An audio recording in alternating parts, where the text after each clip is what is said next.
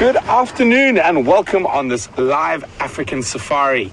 My name is Brent. I've got Vim on camera. We have Scott and Brian on the other vehicle, and we have Jandre and Tara in final control. So welcome everyone, to all our regular viewers. Always great to have you with us. To any new viewers, we're on a live safari, so everything we see, you see at the same time as us. And we're also interactive, so you can ask us questions about what we're seeing or anything that you might have wondered about the bush while you've been watching the safaris.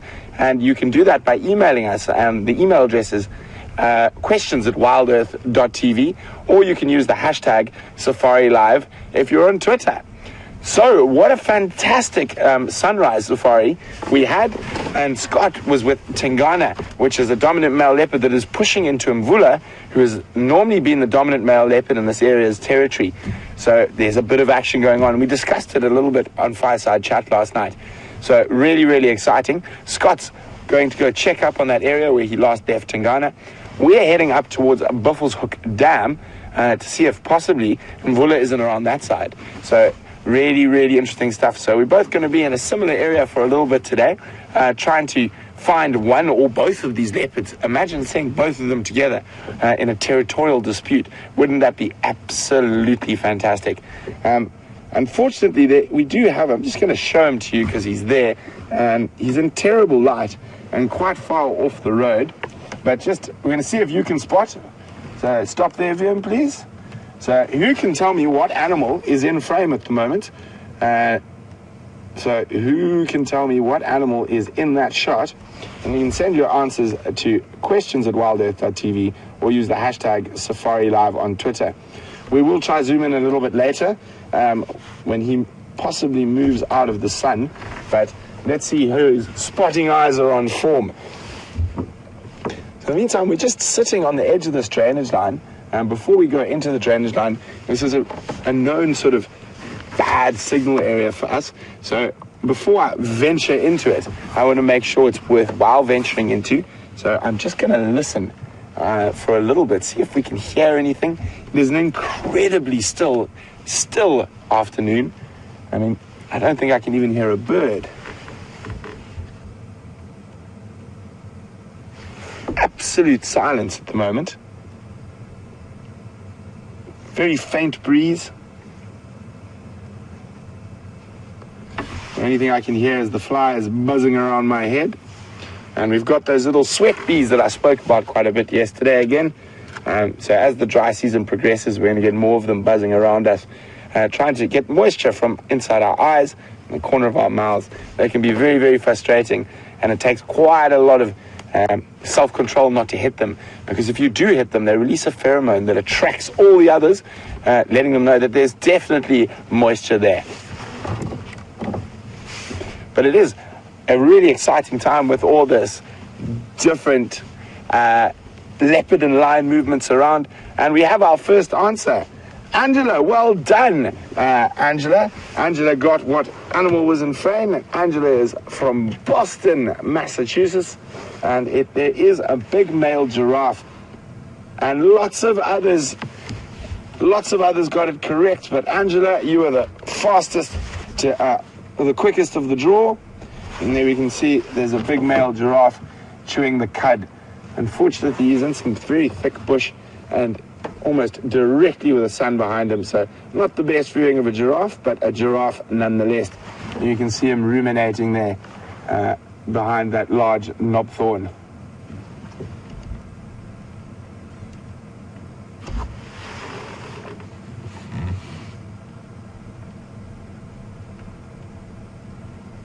It's incredible how quiet the bush can be sometimes. I just heard my first bird very close to us. I was trying to see if I could spot it. Not yet. It was a tiny little bird called a Camaroptera. It's a type of warbler. So guys, I'm going to push on into this very, very bad signal area now. As you can see, Vim's going to show you that there's quite a lot of steep drainage lines. And So that's why we have intermittent signals sometimes in this area. But it is a very big favorite area of the leopards, and hopefully we find some tracks and have some success. So while we move quite quickly, just to make sure that none of the leopards have moved into this area during the day, we're going to pass across to Scott so he can give you an update and say his hellos.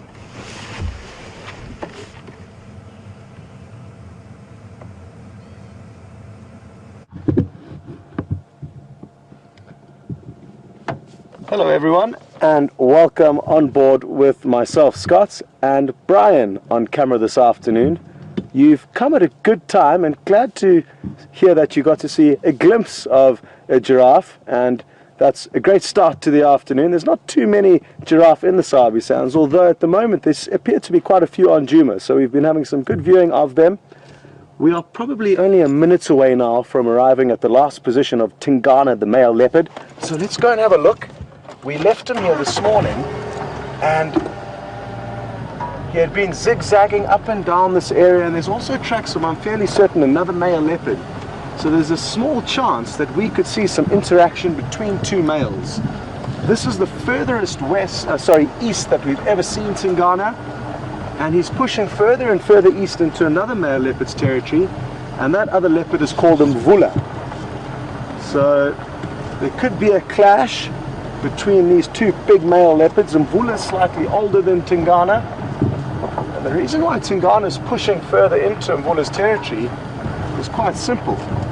He's getting pressure from a younger up-and-coming male called the Anderson male. So there's a lot going on with the leopards in this area, and hopefully we may be able to see some action between them.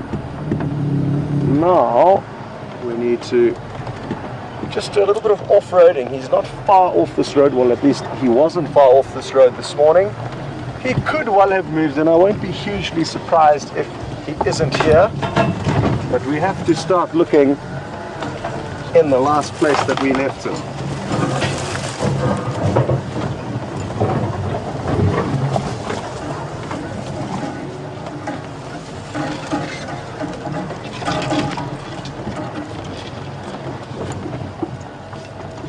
Bit of a tricky area to off-road, but we'll get there.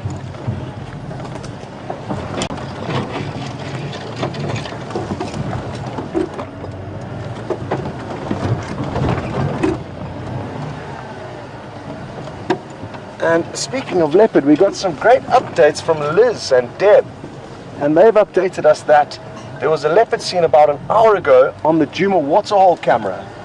So there's a chance that maybe Brent or myself, if we don't have any luck, could go and follow up there.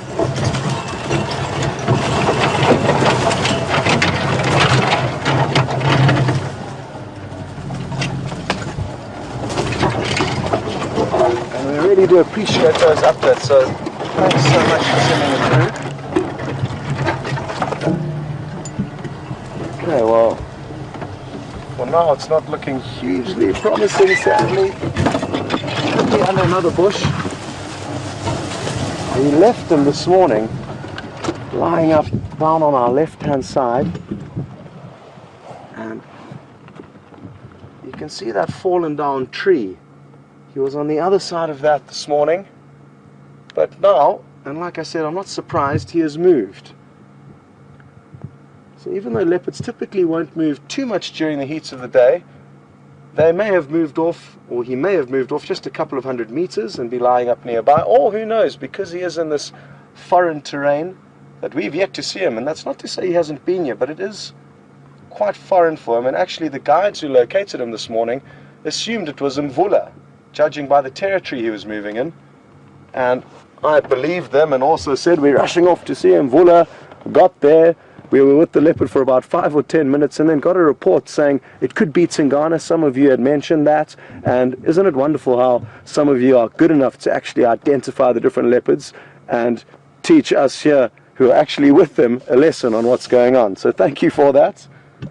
Now, what I may do here, like I said, he could have only moved off a few meters. I may do a very short walk in this area, and that way try and establish if we can see any of his tracks, or work out if he's not just lying underneath a different shady bush. So I'm going to very cautiously, as you can see it's very thick bush here, I'm going to very cautiously get out, have a little bit of a walk around, and like I say, if we don't find any tracks here, then we'll drive around the entire block, the circumference of this area that he's in, and see if we don't find any tracks exiting. If we don't, then we will know that he is in here somewhere and we can start fine combing.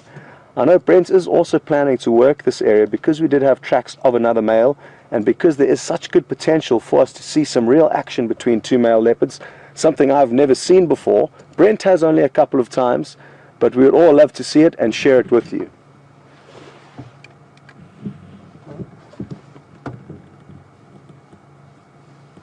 Now, what I'm going to do is I'm just going to wait here for a minute or two before I get off the vehicle. And the reason for that is maybe there's some birds or squirrels nearby who know where this leopard is, and we may hear some alarm calls later. And you've already got some questions sent through, so thanks very much to those of you who have sent questions. And we'll probably answer a few questions while we just wait and listen to see if he isn't maybe nearby.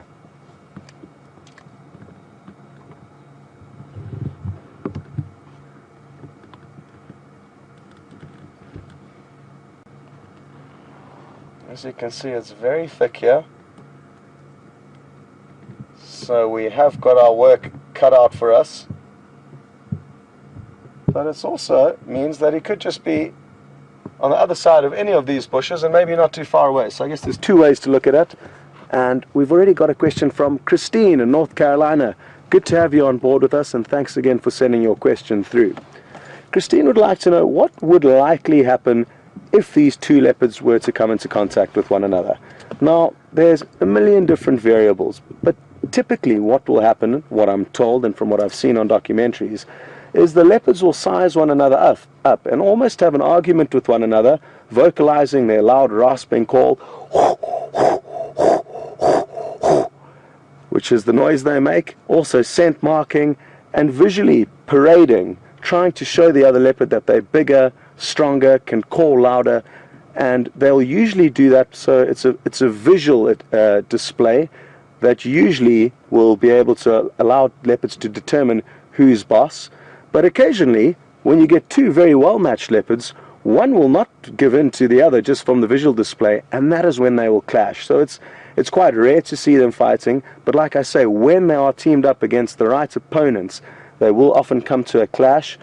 Now, if they do clash, depending on the individual clash, and you know, there's again many variables, it could result in immediate death of another leopard, or it could result in fatal injuries that will cause the leopard to die at a later stage, or they could leave with just a few scraps but still from a very serious fight. So I mean, there's different degrees of injuries that they could get, and it's just like saying, well, what would happen if two humans got into a fight? It depends on who's fighting who and that individual fight. Anyway, won't it be nice for us to see any interaction between two big males?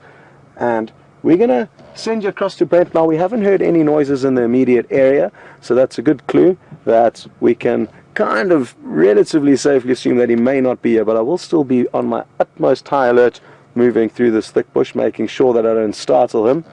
Okay, so we will see you a little bit later, and enjoy following Brent and whatever he's up to. Wish me luck.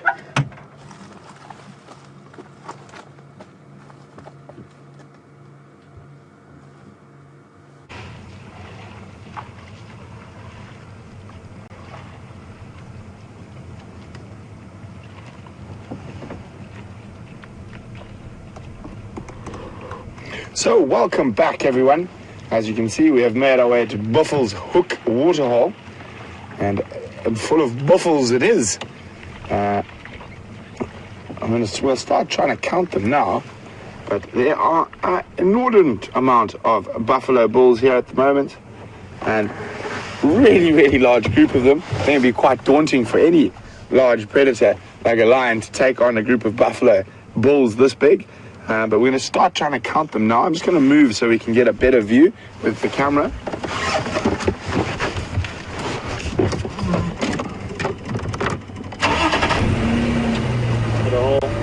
Now I remember the hole, that's why I'm going forward.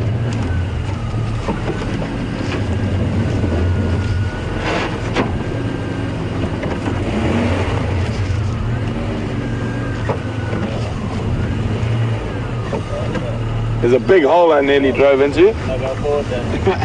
BM's giving me some direction there. I was too busy looking at the buffalo.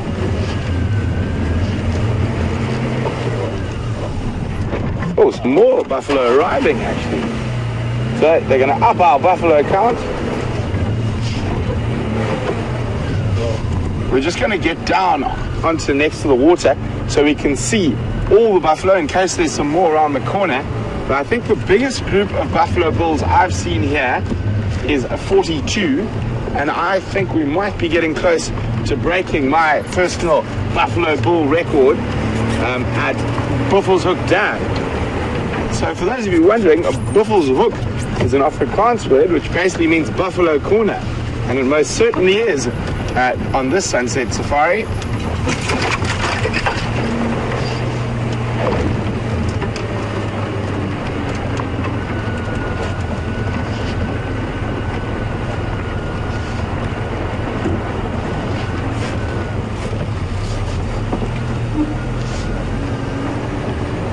Okay, I think we'll start with you.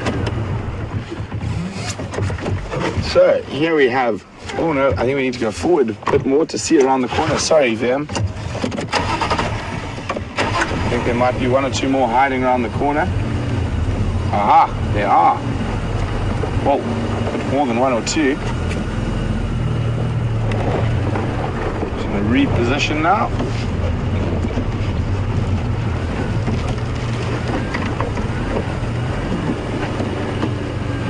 Okay. We'll still start with the same guy over there. So let's go. We're going to go through these buffalo individually. My personal best here is 42. I think we might be quite close to that number today. Oh, argument. Big fight going on next to us, right next to us. A little buffalo bull argument. You can see that guy who's on the edge of the water there now took offense to something one of the others did and got his horn right up underneath in the armpit of one of these here. I'll try to have a look. Doesn't look like too much serious injury happened, and by the way they're walking. But occasionally they do have these altercations, even these old boys. Isn't that over? You see, you never know what's going to happen. Normally, we get to these Duggar boys and they're just sitting there in the water, chewing the cud. And now, all of a sudden, we had a little argument, and literally right next to us. Wasn't that incredible? Everything seems to have calmed down slightly now. A moment of pandemonium. So now we're going to start counting. Let's start over on this side. Okay, so on the far right, we've got 1, 2, 3, and we come across 4, 5, 6, 7, and then we go across past the front of us, and we'll start off outside of the water. 8, 9, 10, and if we go across to the water there, please, ma'am, about 11, 12, 13, 14, and then 15, 16, 17, 18, 19, 20 with the one on top, 21, 22 with the two guys having a little spar, 23, and we're going to drop down now to the water's edge again, 24, we keep going, 25, 26, 27, 28, 29, 30. Only 12 more to go. 31, 32, 33, 34, 35. And we go to the last ones. 36, 37, 38, 39, 40, 41. Oh, one short of my biggest group of buffalo bulls. But from one member of the big five to possibly another, we're going to cross back to Scott to see what he's been up to.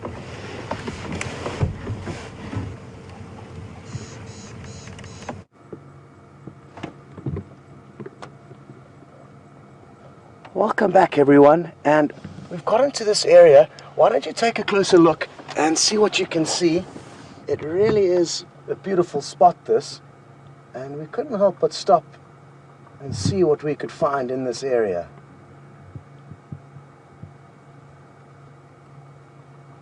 Surprise! We found him. It's Tingana, and he's on the move. We came back onto the road and found him just a few meters off it.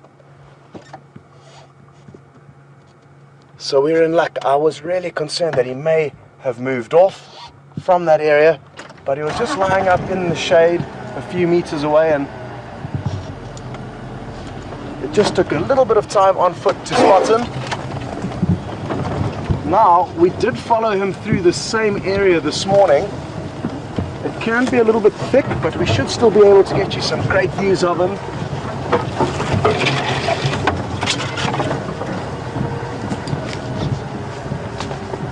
What I'm going to do is I'm going to stop just up ahead here. There's a small clearing and we should get a great view of him.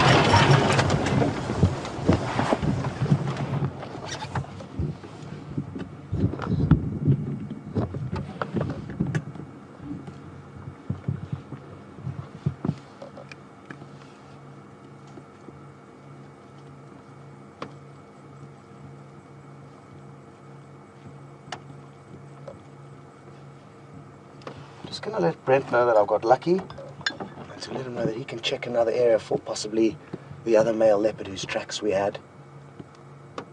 Isn't he an absolute brute? And in this perfect afternoon sunlight, you can't ask for better than this. Brent for Scott.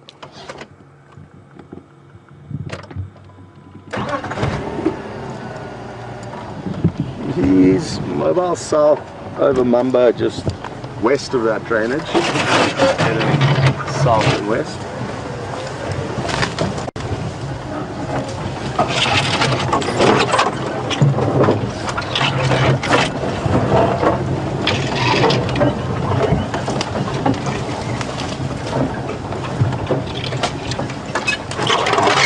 Copy, sounds good.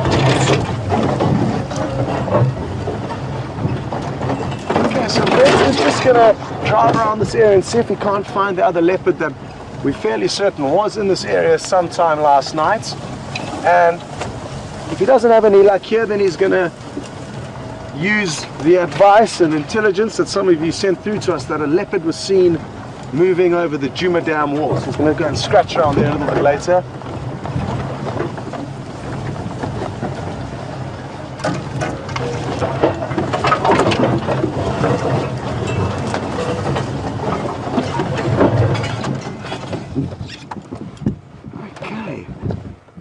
Go up in scent mark on some of these trees. That's why I've stopped in this little window. In all likelihood the marula. Watch closely here. You see, this behavior to me is him sniffing around where another leopard has been. Watch closely. He may phlegm and grimace, where he'll curl up his lips. There we go. So that's the phlegm and grimace, which will help him to better process scent left by other animals. And it's in their upper lip. It's a specially designed added organ to help with sense and smelling. Look at how beautiful his coat is. This is just too good to be true. And like I say, the fact that at any moment another leopard could arrive on the scene is making my heart beat abnormally fast. So he's scent marking directly on top of where this other leopard would have scent marked. Kind of a little note saying what he thinks about that. And that side profile gives you a good idea of his bulk, especially compared to a leopardess. All that extra skin hanging down below his neck and stomach is typical of a male leopard in his prime.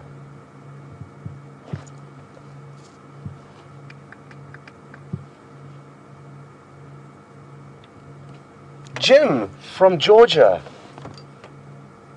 you've obviously been wondering why or what the leopard would have reacted like to me on foot, and how would we react to any animals on foot.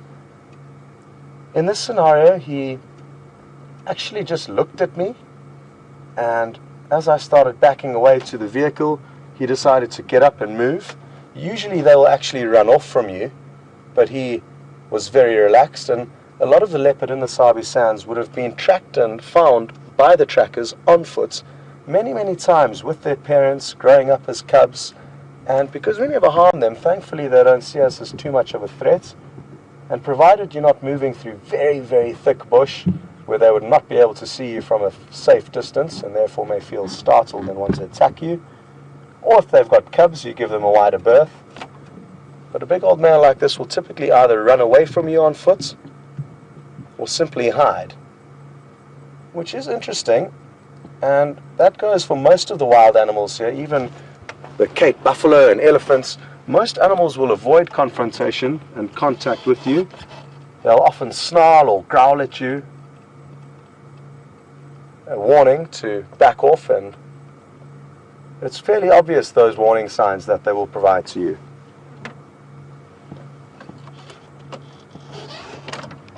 Now, his behavior today, Jim, could be very different tomorrow, and it's the same as us as humans. We've got different moods and may behave differently in different scenarios or different days. What he's heard down here, if anything, he's stopped and is listening very intently to some potential prey, or who knows what it is that's down here.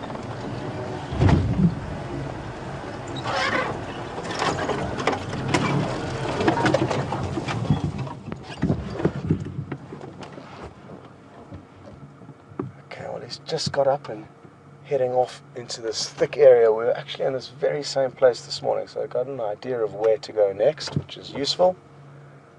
And James would like to also know, on the subject of being on foot, what precautions would one take? And basically what you would do, James, is, you know, we've all been through a lot of training, so that's first and foremost, that you don't just start walking around the bush without having gone with mentors to teach you, to expose you to encounters with the various dangerous game that you get here. So after a lot of training, you do get to know the do's and don'ts, but typically you should move very slowly through thick bush, stopping to listen and look. That way you're not going to barge into an animal and again startle it. Some guys will even whistle as they walk so that animals know that something's coming, and again it's to prevent frightening the animal and causing it into a state of either to run off, or if it's really thick it may feel like attack is its only option.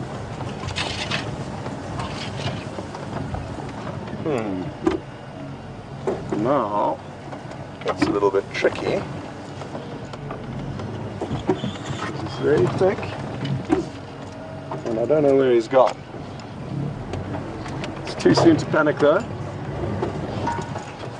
It is, of course, if we don't get stuck here. All good. Now he was last seen heading up onto our left here. He could have decided to lie down again in some shade. I'm checking that, or he could still be on the move.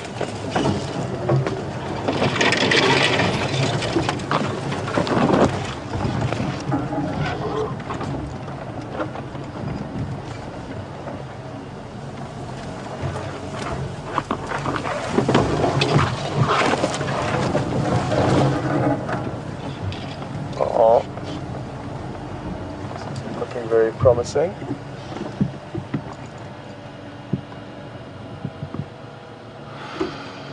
Okay, plan B.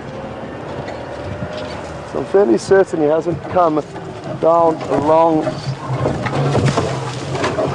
this riverbed, otherwise we would have seen him, so we need to head further up and around.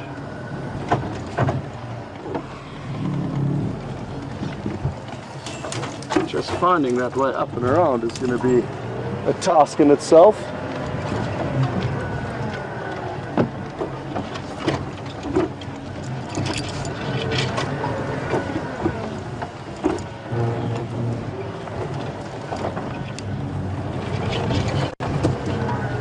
Tennis! Massachusetts would like to know, how long will the scent mark last for? Good question. It will depend on how long the weather. So he has seen something here. Just seen an Inyala up ahead to our left. So we're just going to stop. Sorry, Dennis, I'll be back with you now. Somewhere in that thick bush where Brian's showing you are some Inyala. So we are going to keep quiet and wait here. We can't really move any further in the fear that we may chase off the Inyala hiding in this thick bush, or potentially aid the leopard in muffling his footsteps as he approaches them. So it's a tricky scenario.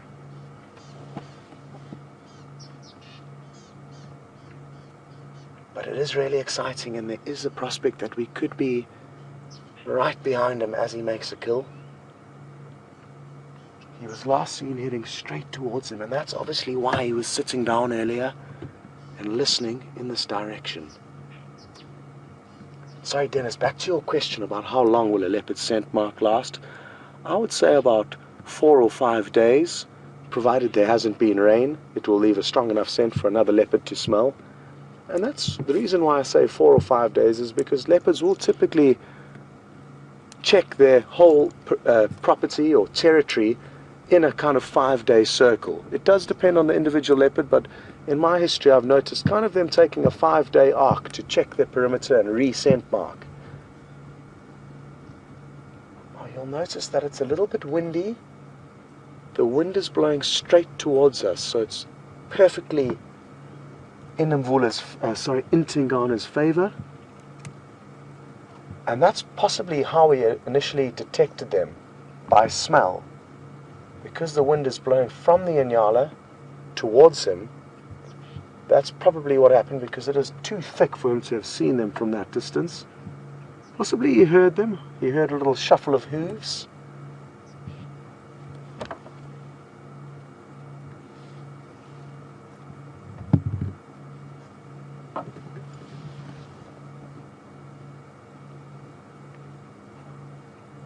Now again, just to reiterate, oh, I think Brian spotted him just behind us, so we're going to roll back ever so slightly in the hope that we might be able to get you a view of him.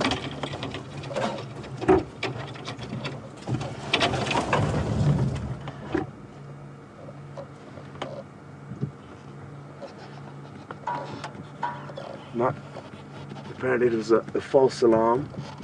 There's a little stump that looked quite similar to possibly the leopard's back that got us excited.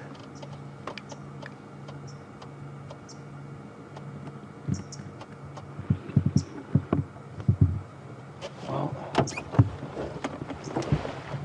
as exciting as this is, and as good a prospect there is of something happening, for you to sit here in what could take an hour before he gets close enough to pounce may not be the best option, especially because if and when he does pounce, this vegetation is simply too thick for Brian to be able to film it.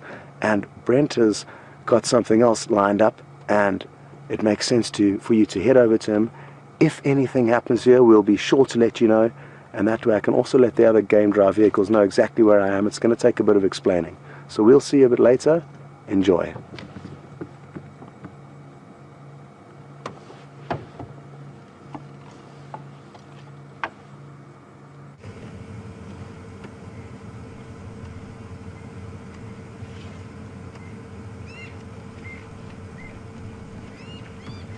Welcome back, everyone, and time for the cheesy joke of the Sunset Safari. Here we have a zebra crossing, and that will be all for now.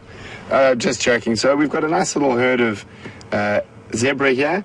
We're on our way back towards the Juma waterhole, where apparently a leopard was seen during the day. So we're going to try to see if we can find that. But in the meantime, we're going to spend some time with the striped donkeys. One directly in front of us here is quite pregnant.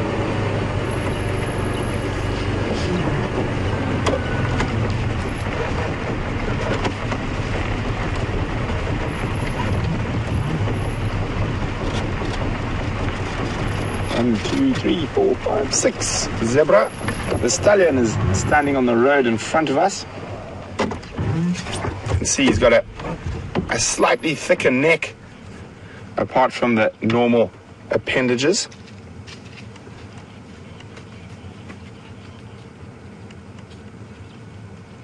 I do find that such striking colors on a zebra. Now imagine if you're a lion and you see in shades of grey and black and whatnot, when a zebra's herd storms off, it must be quite confusing. Shall I see if we can sneak closer to the stallion? Sneaky, sneaky. No.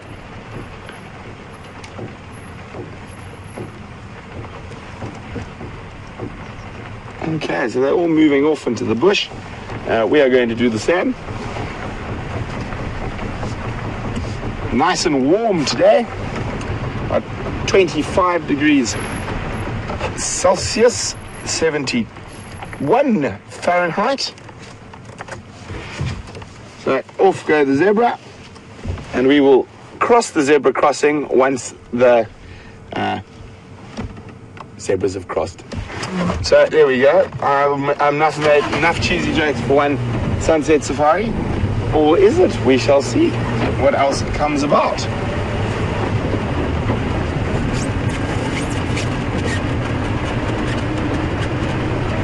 I know if James were around, he'd be very disappointed at my zebra crossing comment.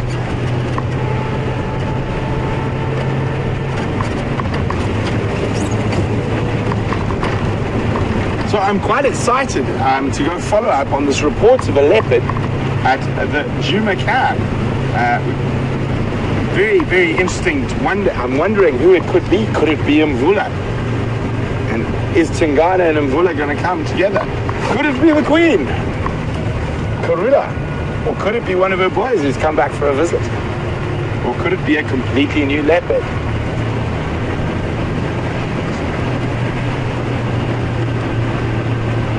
So, after we've left our stripes, we're off to some spots, and we'll be back with you a little later.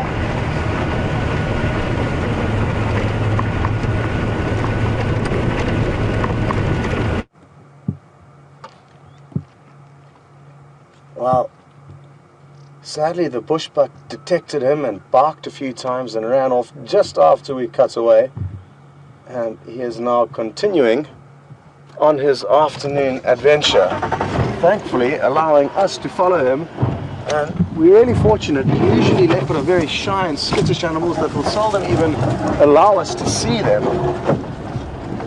Yet this leopard and a few others within the Sabi Sands are habituated to a great degree, and we're allowed an insight into their lives, which is really unique. Thanks, Brian.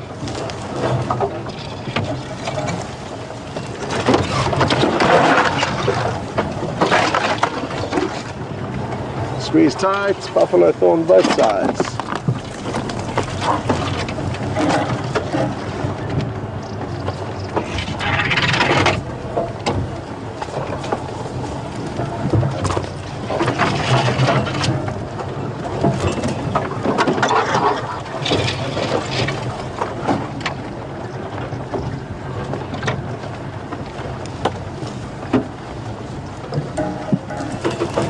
Question through from Mavis in Florida, and she'd like to know, is it a wise move to allow leopards to become accustomed to us on foot?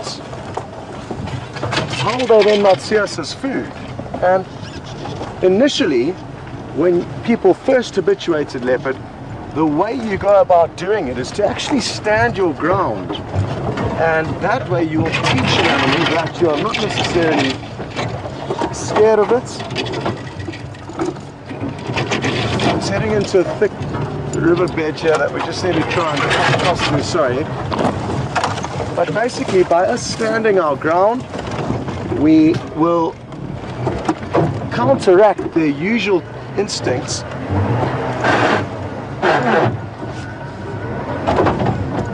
Okay, we may be stuck. But it's too soon to panic. Come on, let's go. Brian, you okay? Okay, folks, well, Brian's just walloped his head, so I want to spend a moment or two seeing if he's okay. And we're going to send you across to Brent's, and we're going to try and find this leopard again. Sorry about that big bump, and sorry, Brian, but we'll be back with you in just a moment or two.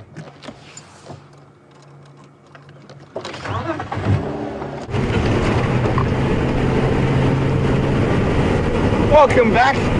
We're nearly at the Juma waterhole, and we're going to go see if we can follow up on this leopard that was reported.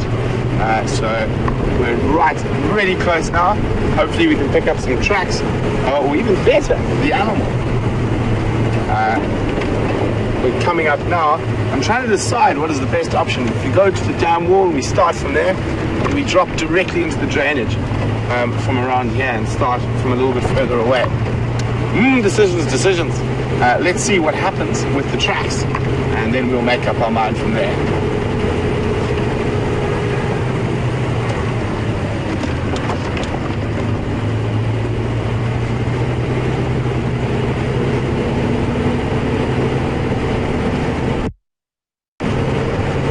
You looking, Willie? Always. Try a bit of looking down into the drainage line.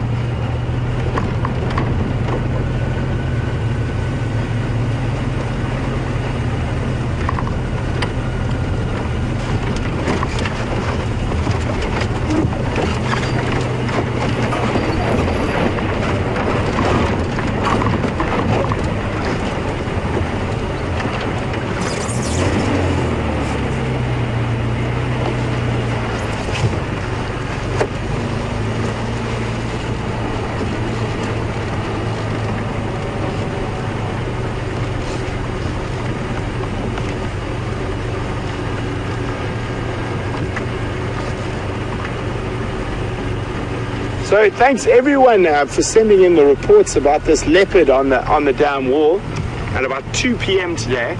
The most detailed one came from Joyce.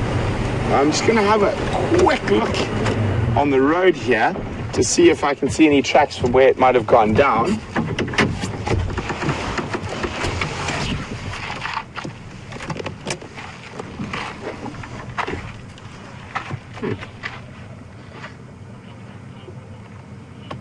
Very hard soil here, so it is quite difficult to see tracks. But from the detailed report, the leopard seemed to have walked along here and then gone down into the drainage line. All I did was manage to scare a lot of birds.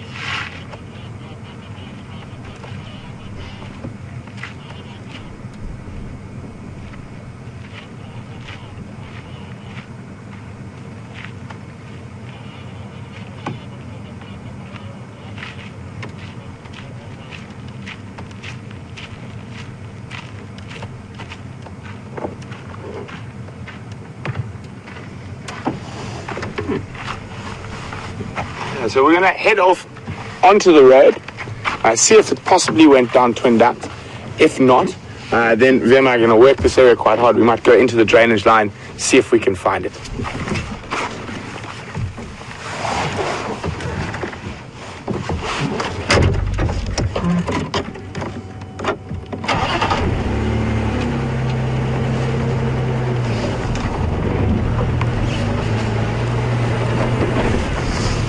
So we're going to cross across the Scott quickly. Tingana has made another appearance and we'll be back a little later.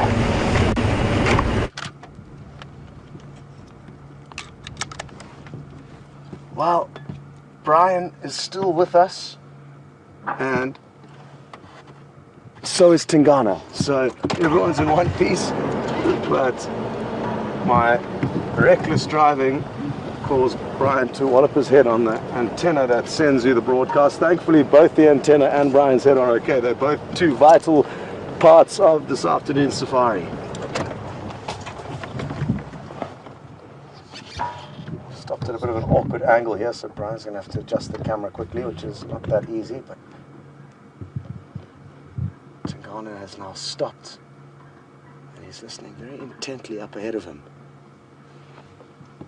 I wonder what he may have sensed. Again, possibly he smelled something.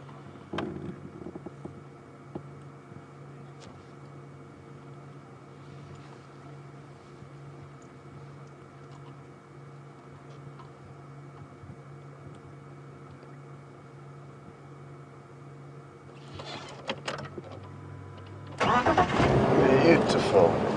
Now this is going to be interesting. I've never been down here before, so I'm not sure what kind of a mess we're getting ourselves into, but I fear that this is the end of the road for the time being.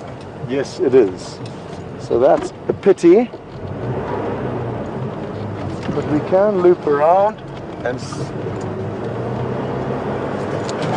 if we can't get another visual of him. But I'm not feeling hugely confident in this thick bush. Thankfully we've got 3 vehicles here. Texan and Craig have joined us.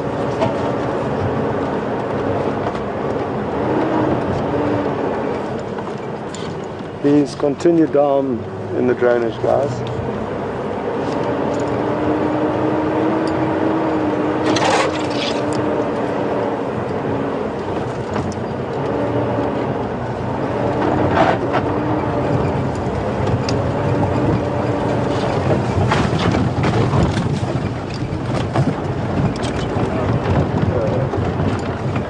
Sorry, thank you.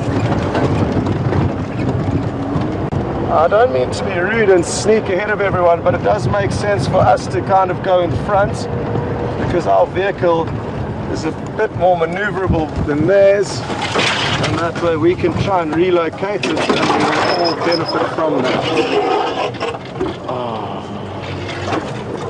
There's the wrong routes again. We'll be able to get out of it relatively quickly. Chance.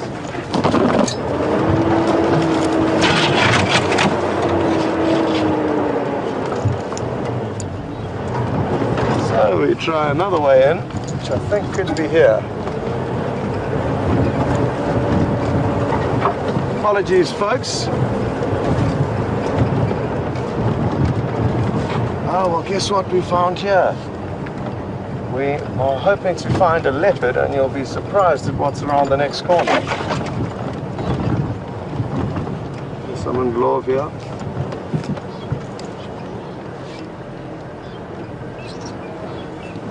Dump in glove. Look at this. What a pleasant surprise. Oh. Let's get down the other side of this bush where we can wait for both the leopard while we view the elephants. And who knows, we could possibly get sightings of both animals from the same place.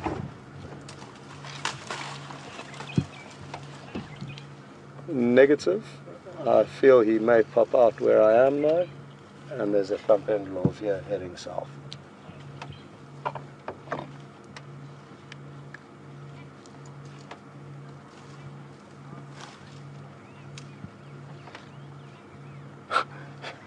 Well, good to hear that a lot of you are concerned about Brian, and John Boy suggested that Brian should wear a helmet, and I think that's a great idea. I think an old-fashioned belly helmet or pot helmet like that one Harley Davidson rider would use, I think would suit Brian very well. Now, difficult to know what to do next. These elephants are moving through incredibly thick bush, and unlike the leopard, elephants are not going to be as tolerant of us. The mothers can be very protective of their young.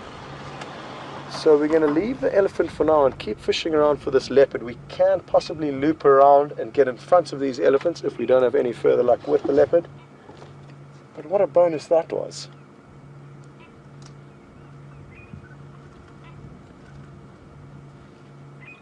Well, for all we know, Tingana may have laid down. It didn't seem like that would have been part of his plans, but it could well have happened. So we need to just snoop around this area a little bit more and see if he isn't still on the way or what he's doing.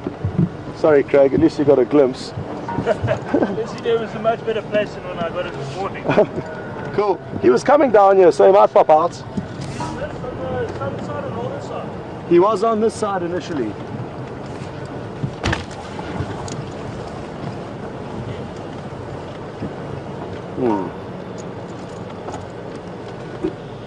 Where to go?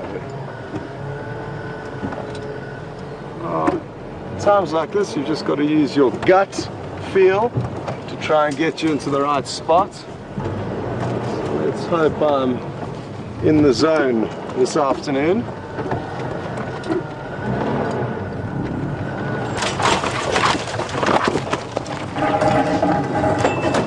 Something to also bear in mind is that as soon as he detected elephants, he may have widened his berth a little bit to prevent being harassed by them.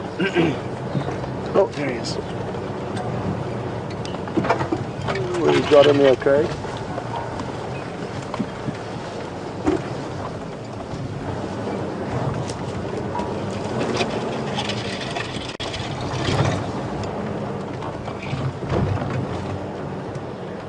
Just over my right shoulder.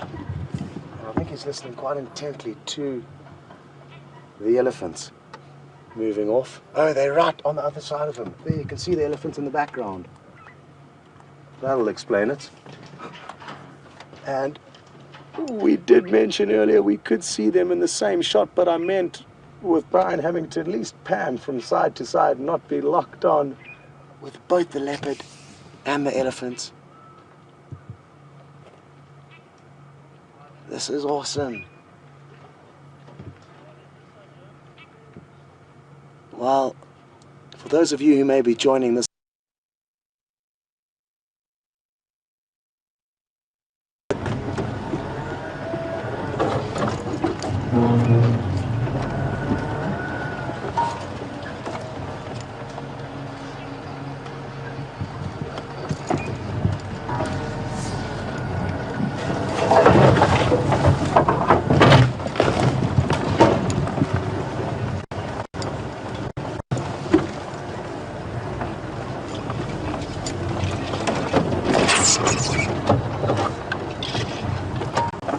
oh wow, look at this.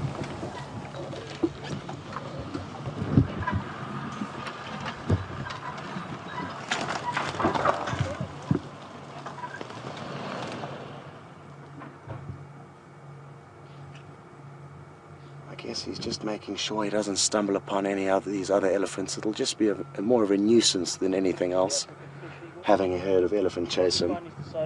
It would be highly, highly unlikely if one managed to actually catch him. That's another elephant he's heard. And another question through from James in Kansas City. And it's a great time because you can really see his body now, and James is interested to know, how much do I think this leopard weighs? Probably anywhere from 80 to 90 kilograms. He's going to come right past us. Look at how awesome this is. Can you believe it? Just in front of us. Completely relaxed. What a privilege this is.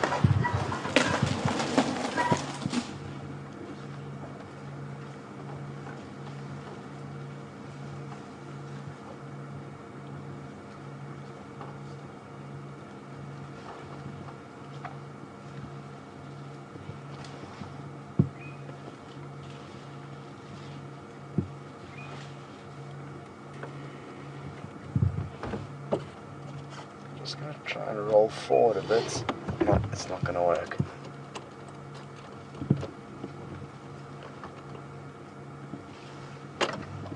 He's still listening very intently to these elephants. I guess he could be hoping that there's some other herbivores amongst them that he could try and snapple up.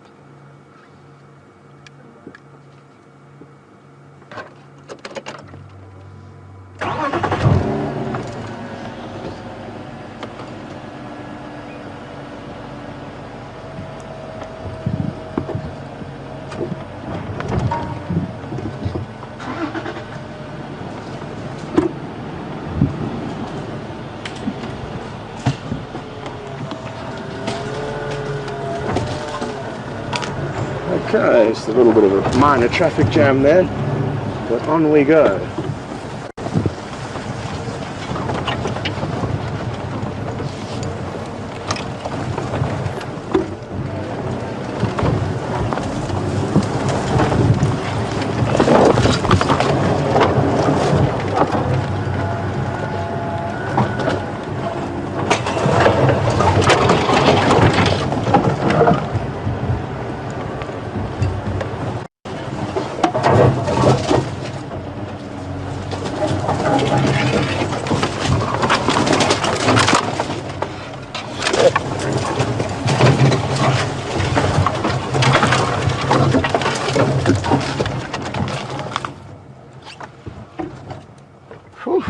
sorry guys, I really have to be concentrating. There was just a leaf on the camera there. Whew.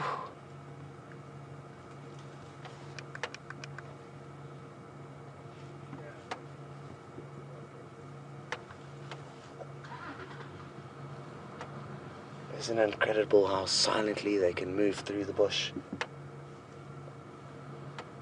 And not only that, but how well they disappear and blend in perfectly to their surrounding vegetation. I certainly would not like to be stalked by one of these animals. They can be incredibly sneaky and stealthy.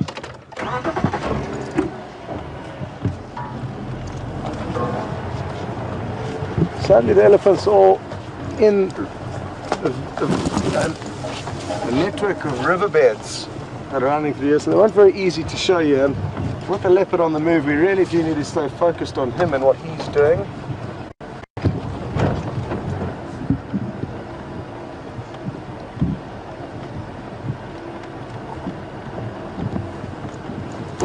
Just going to stop here. There's a little gap, and his body language tells me that he may have seen something. He's stopped and is listening very intently again.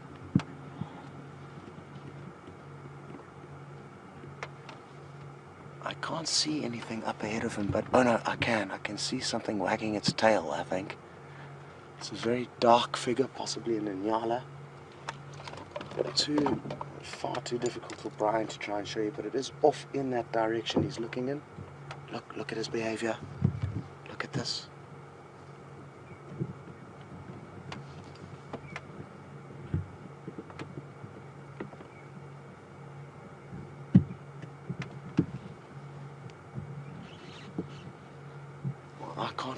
I can't work out what's up there, but you could tell by his body language that he certainly did see something, and now his best move was to just lie down and wait.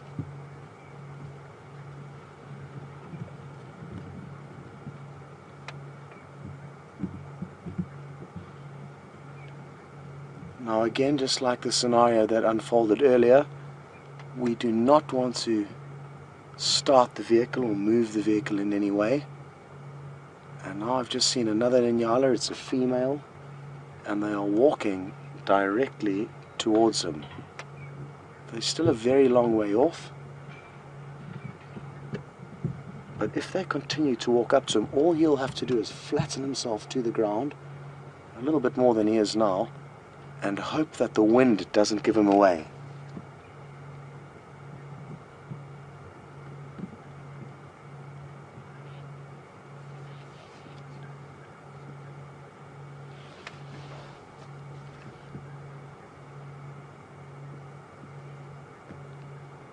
Perfect cover in this thick bush.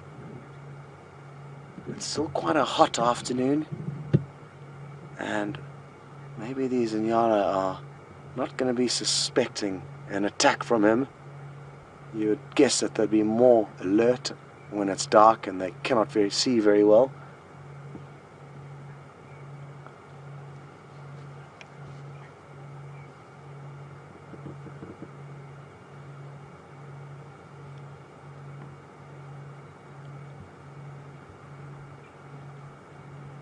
Now I don't want to remove the vehicle.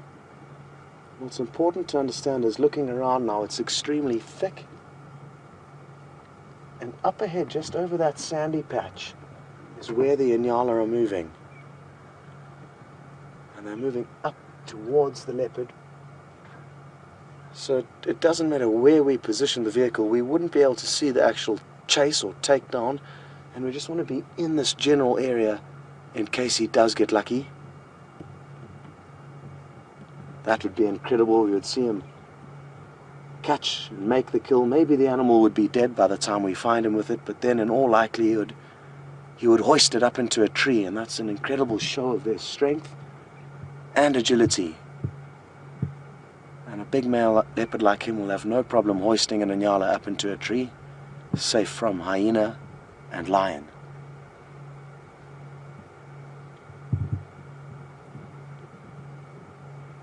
you may be surprised why he's not being more proactive.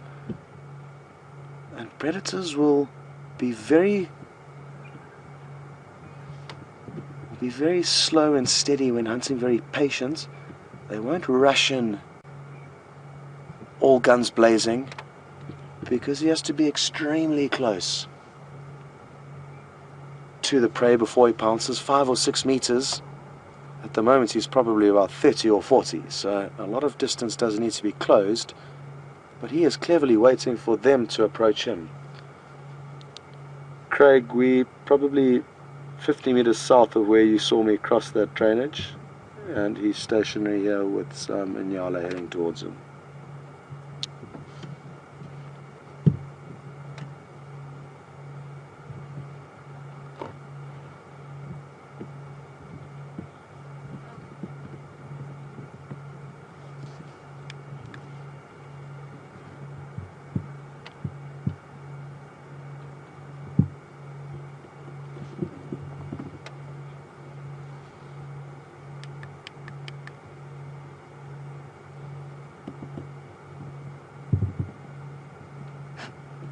Is he planning on having a sneeze? Did you see his lip quivering?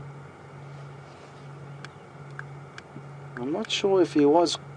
Oh, he's thinking about trying to get a bit closer. Look at this. Awesome. So he's obviously decided that it could be an option for him to sneak down into the riverbed where they are heading towards. What we're going to do is, there's a very clear opening here that I just want to scoot forward a meter or two to see if we can't get a glimpse of any more of the action. I think it will help us by just being here. And we're not going to impact, we're not going to chase these Inyala away, we're not going to crash over any bushes here.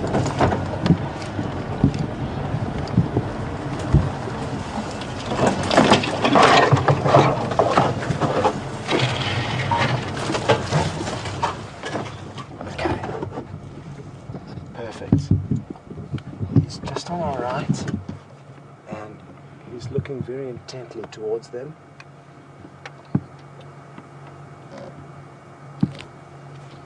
It is going to be a tricky sighting, this, because, like I said, we don't want to interrupt or interfere in any way, but we also do want to show you as much as possible. But here we got very lucky, we're in a good spot.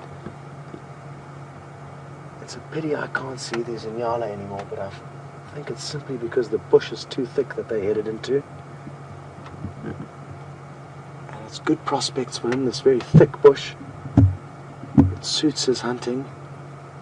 He's got lots of different places to hide.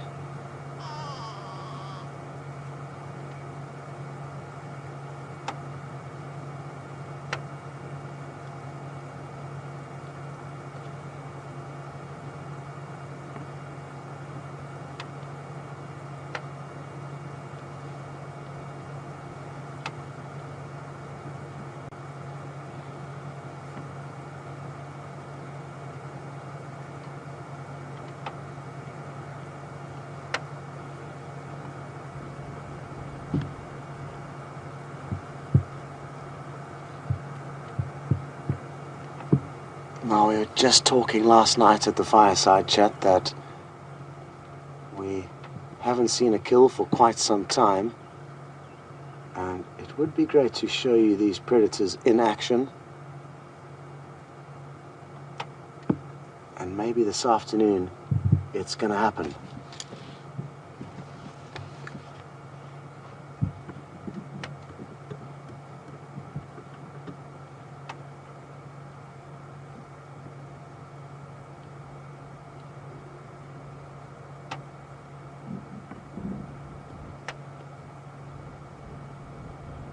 Okay, we just got a question through from Kevin in Cardiff, Wales. Good to know that you're watching, and you have sent through a good question. Kevin would like to know if I've ever seen a leopard catch anything whilst following it in a Land Rover. And yes, we have. We filmed the leopard kill live not so long ago, although in that scenario it was tilted hugely in the leopard's favor, as there was an orphaned impala lamb that Karula female leopard managed to catch. But yes, certainly in the years that I've been guiding, I've seen many kills following leopard with vehicles, and I'm not disagreeing and saying from time to time we may chase off potential prey. At other times we may chase potential prey into the leopard, but never is it intentional, and it is important for us to view these animals in order for them to be conserved. All the people who come and stay at these camps and drive around following these animals are conserving them. If no one came here and no one looked after these animals, sadly, the world doesn't work it doesn't work that you can just have a big piece of land not generating income, and nature reserves are no different. So what little impact we may have on their life is a price that they sadly have to pay in order to be conserved. And another thing to bear in mind is these are animals that can disappear. At any moment this leopard could have left us this afternoon. It could have trotted off into the bush, changed directions, and left us not knowing where he's gone. Now, he would only do that if he felt we were negatively impacting his life. But as you can see from his behavior, he is unconcerned by our presence, and that for me is enough of a justification for us to follow them through this bush. They know that they can disappear and not even be found in the first place. So the fact that they allow us to do that makes me confident that we are not a terror in their lives.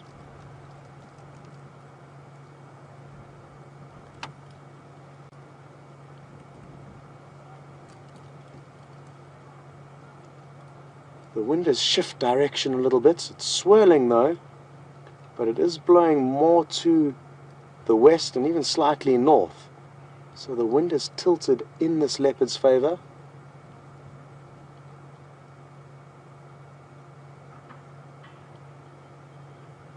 But it could be a very long wait before these Inyala continue close enough to him, and it's a wait that he'll be willing to have. I've seen leopard go to sleep watching herds of impala nearby, knowing that they've still got an ear tuned into where the impala are, and if they move close enough, then the leopard will wake up and act accordingly. So don't be surprised if he plops his head down. Is any station trying to come into Tingana? Tex, if you just switch off, I can stop and give you a rev where I am.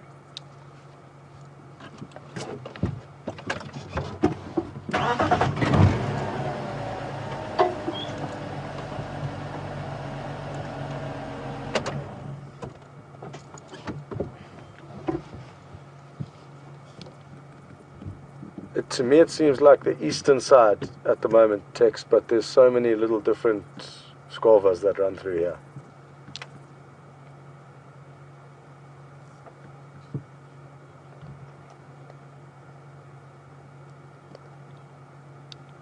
No, I don't think so, but I don't know this area well, Tex. But I wouldn't think so. It looks like a Makulu squava.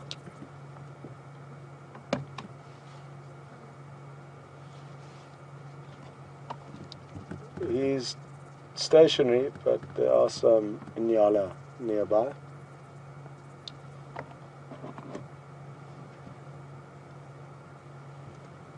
Apologies, folks. It is important for us to keep the guys updated.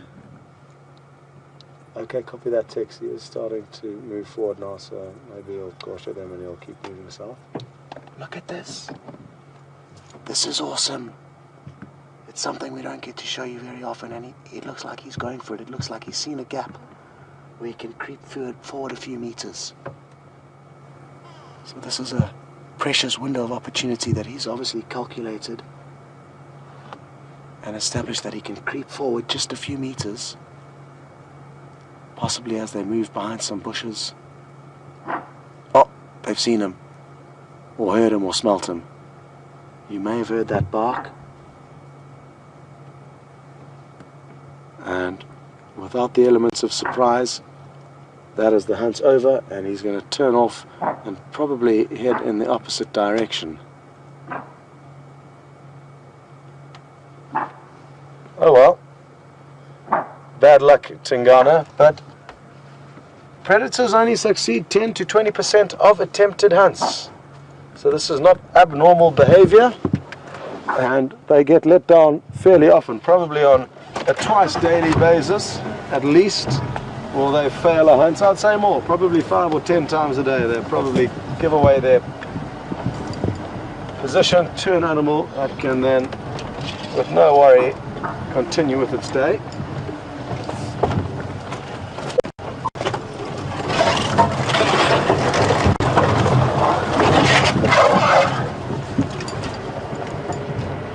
So for anybody who's just joined the show, or if you're a new viewer, we are looking at Tingana male leopard. He's the dominant male that we usually see further to the west of where we can drive on Arethusa. But at the moment he's pushing very far to the east. Putting pressure on Mbula, another male leopard. Oh, there he goes down there. So he's a beautiful big male leopard in his prime. Just need to give Texan an update. Poor old Texan didn't get a visual this morning or yet this afternoon. Tex, he's now mobile south and slightly west. Watch out, he's a quickly.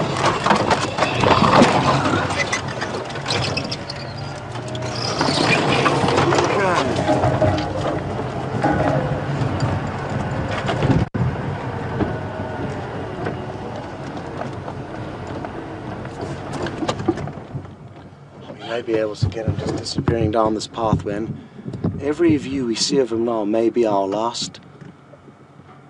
He's going through very, very thick bush, and at any moment we could lose him now.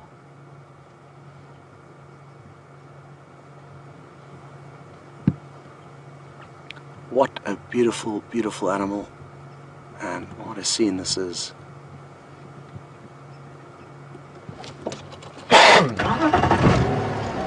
Okay, what shall happen next?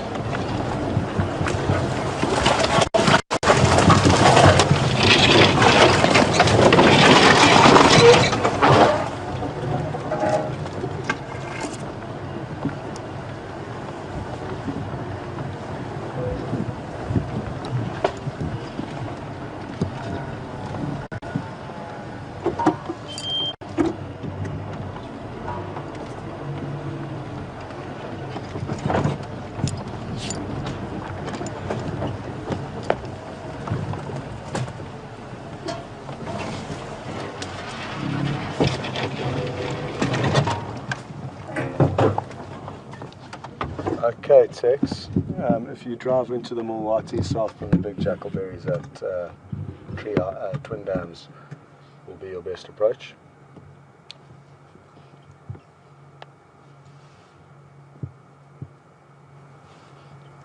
Copy, perfect. I'll just keep coming north in the drainage from the dam, and we are up on the bank at the moment, but I'm guessing he's going to come down.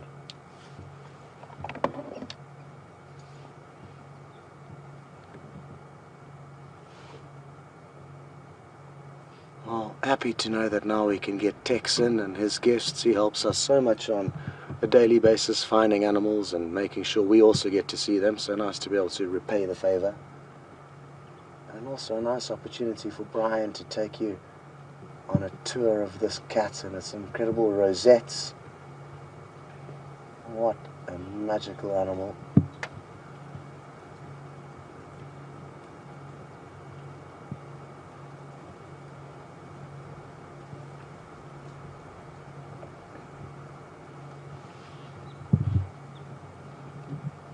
Well, this behavior isn't a surprise. He's been moving quite some distance since we found him this afternoon, and it is still quite warm. In the next half an hour or so the temperature will start dropping, but until then the sun is still having an effect on us, and he's going to be very cautious as he moves through the bush, and he'll also want to take some time to groom himself, as you can see.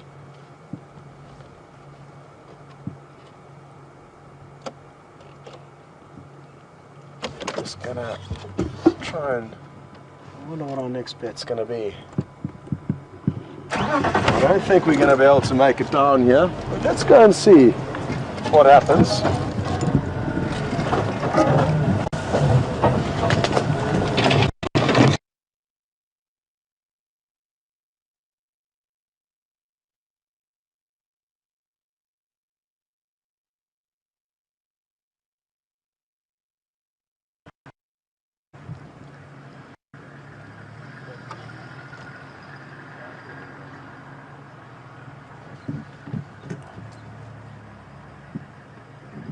Welcome back everyone, and apologies for that break in signal. It does not broadcast very well from this spot. It might be able to swing around, and from this elevator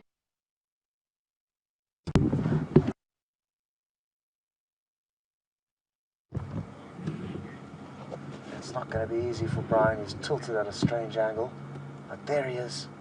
And seeing a leopard in a riverbed is one of my favorite things. Isn't this wonderful?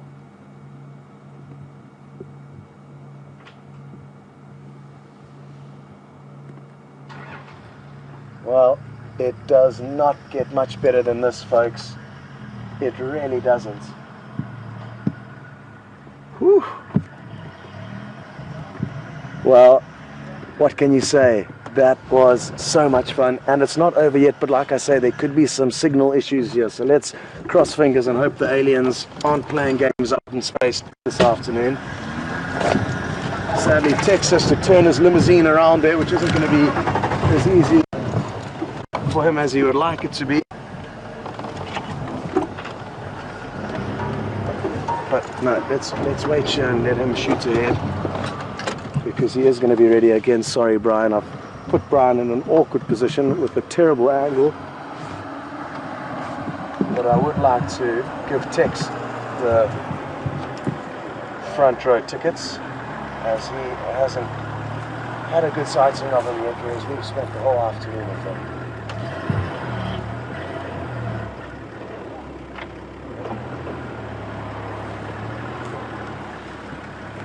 Just get into position, Tex, and then we'll come in behind you.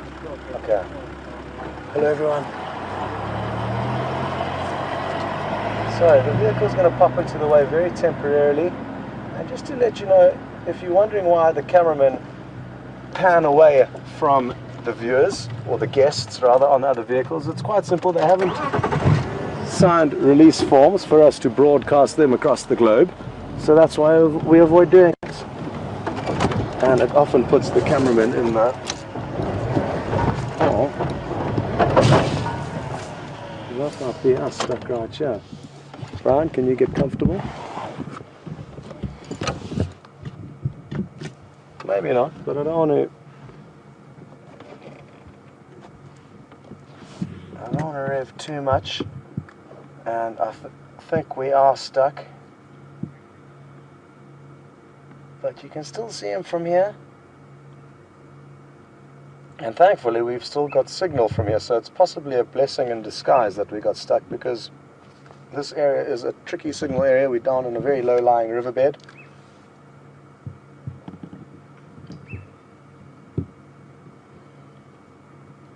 Well, Ginny and Meg, I'm really happy to hear you enjoyed watching him stalk towards those Inyala. It really is a beautiful sight, and it's made all of your mornings. And isn't that interesting how, depending on where you are in the world, some of you are only just waking up, others are late into the night. We are, what you can see, late afternoon. But it really is an awesome concept, and so great to be sharing with people all around the world, all in different time zones.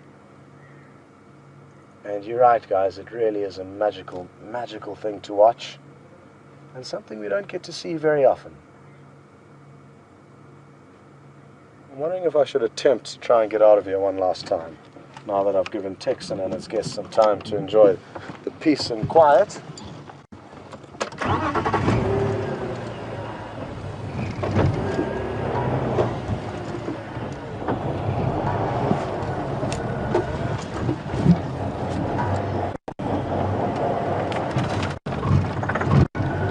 We got lucky.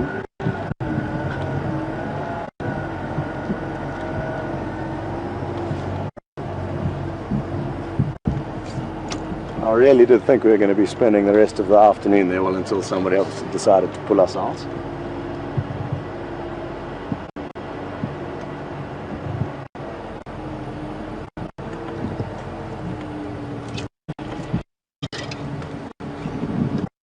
I'm almost tempted to go back up and around. No, we're not going to do that. We'll try and get this will be good enough.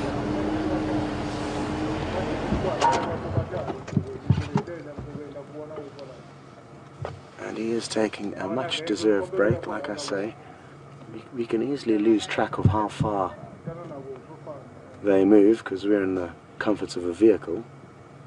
But he has been covering some territory, probably about 1.5 miles since we followed him, since we found him. And like I said, it is a warm afternoon.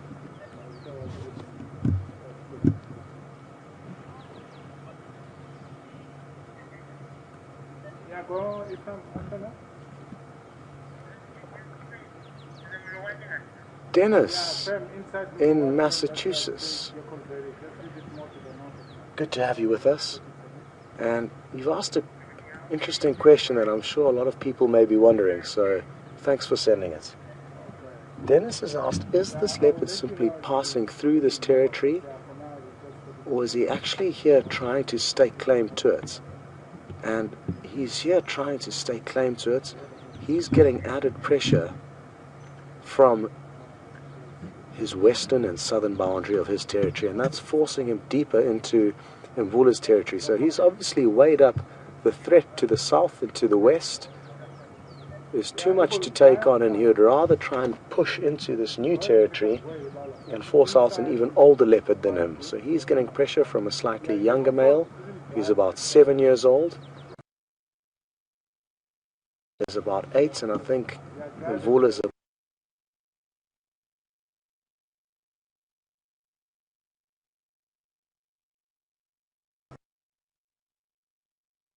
seen him this far into Djuma, and I think I've only actually ever seen him on Arethusa as far as I remember. But certainly Brent hasn't seen him this far. And just like that, without any warning, he is up and on the move.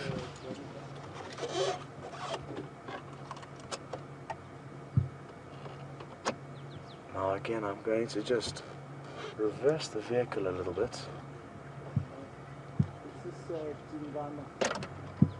And I see there are actually 3 vehicles that have joined this. Certainly the last thing I want to do, but like I say, I have seen a 3rd vehicle arrive here, and we don't want to over cluster around this leopard. What we may do though, because this is not our fault that that's happened, is we may stay a little bit further away and see if we can get any longer distance visuals. If everything is safe for the leopard up ahead, where there is a waterhole where I'm guessing he may drink, if everything is safe, we may be able to just get you a long distance visual of him from afar, that way not having an impact on him or on the sighting. And the reason why we want to keep it to 3 vehicles is to not put too much pressure on the animals. Now I know it does get quite open, and if he does decide to head up to the water, we will then make a call. But let's just, I don't think we're going to get any views for now, so I'm not sure what Brent's up to. Possibly Brent can take over while I try and establish what's going on with all these vehicles, and we'll make another plan shortly afterwards.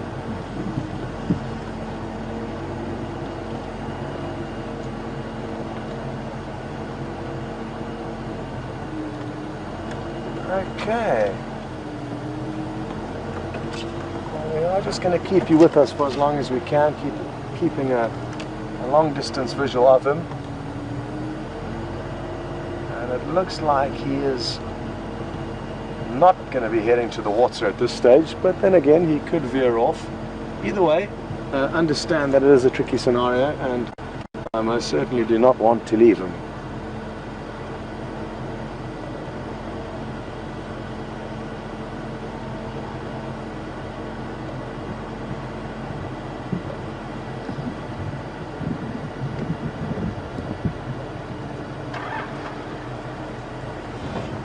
Okay, folks, well, we will stick around here and get you back to Brent so he can keep you updated on what he's been up to. It sounds like he's been doing some tough tracking. But anyway, over to Brent and we'll try and do our best to get you another view of Tingana.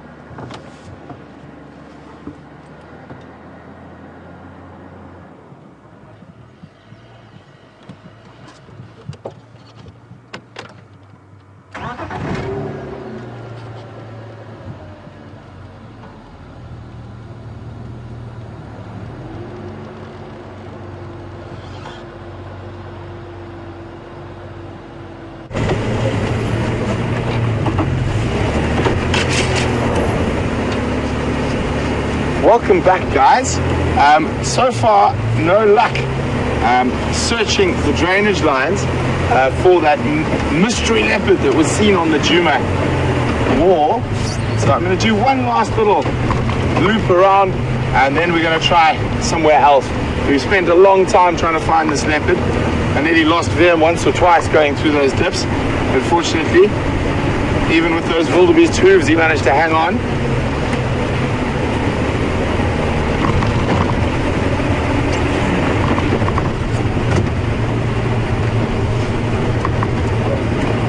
We can't find any tracks coming out, so we're quite confident it must be around here somewhere. But it is a really big, thick area, which makes it very difficult for us to move through it easily.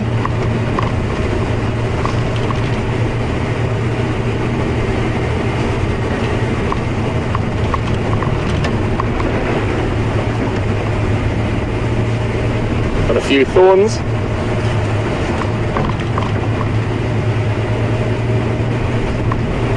One second, guys, I'm just going to be on the radio.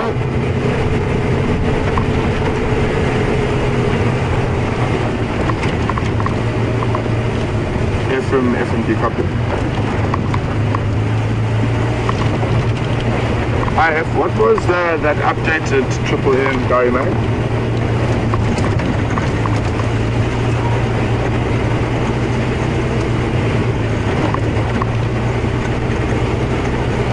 Copy, can you confirm where to the side or to the side?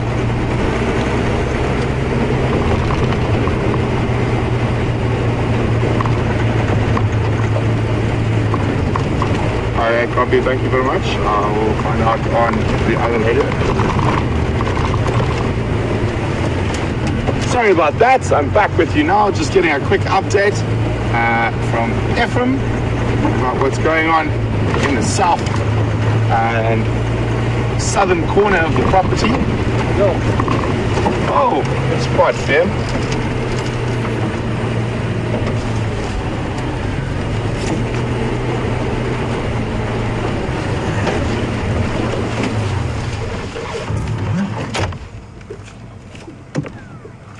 Nice big kudu bull.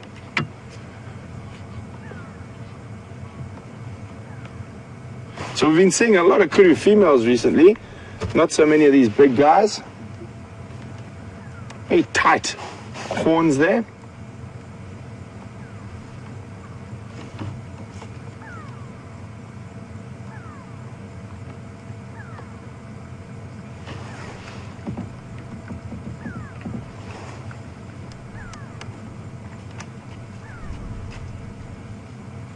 You can see there he's actually chewing a branch rather than a leaf, so taking a leaf out of the elephant's book and eating some of that cambium layer from one of these small monkey oranges. He's a big, beautiful boy. Just going to move forward a little bit, maybe we can get a view of him looking at us.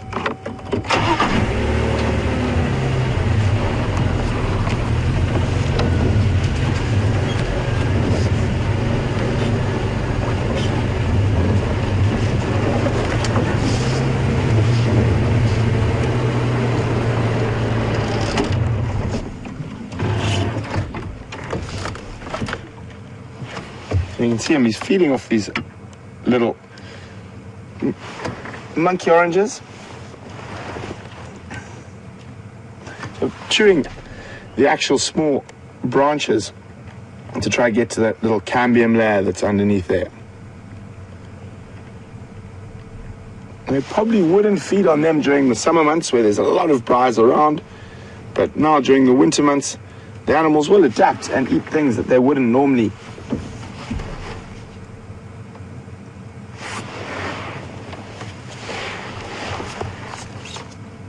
So, I'm sure you guys must be getting some great screenshots of this. I'm going to take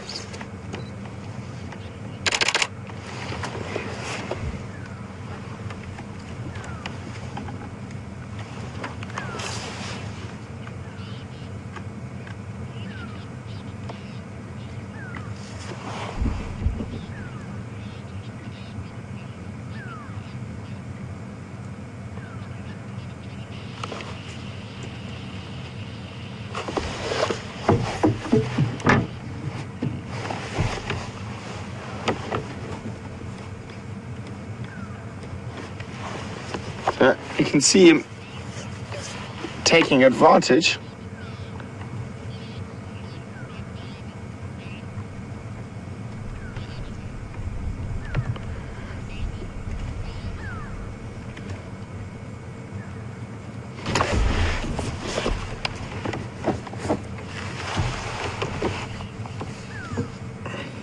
Hi, Mavis from sunny Florida.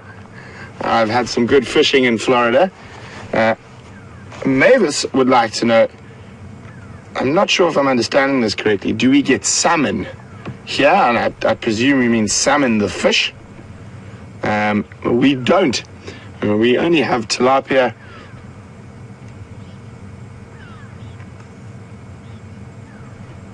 I'm not sure I'm quite getting this, but we definitely don't have salmon here.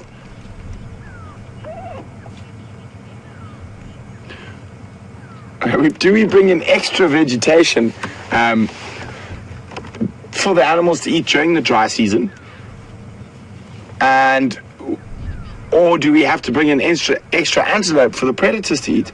Fortunately not, Mavis. We're an open and natural system. So if anything dies or vegetation and the animals die from a drought during the vegetation, that is nature taking its course. So we don't interfere with that.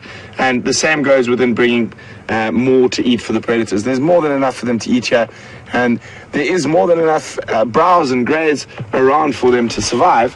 But even if there wasn't and they started dying, that would be nature taking its course. So we're going to leave him to chewing those branches.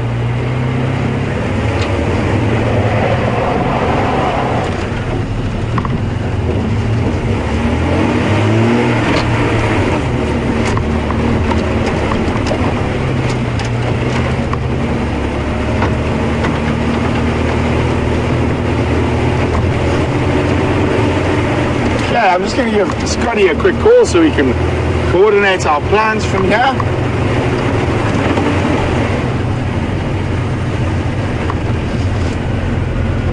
When I get a chance. Lots of chatter this afternoon.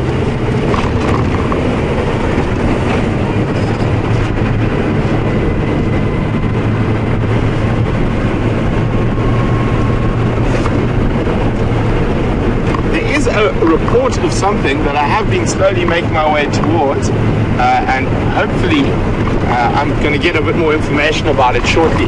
So I might be on the radio for a little bit. Scott.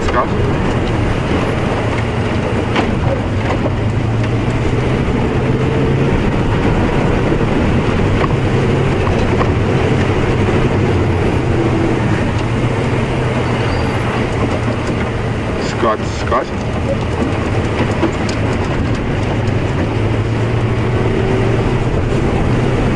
Philemon's cut line heading south-westish, following up on that report.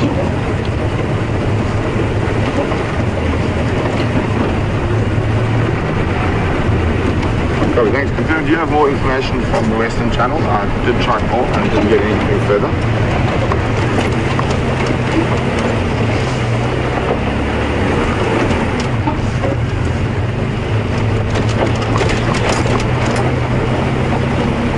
Nice. So hopefully we're in for a bit of a treat. Just give me a second, I've got a few more calls to make, you know, busy guy, important, needs to be on the blower all the time. Station, shutting the sights in the Triple M junction, Gowrie Main coming.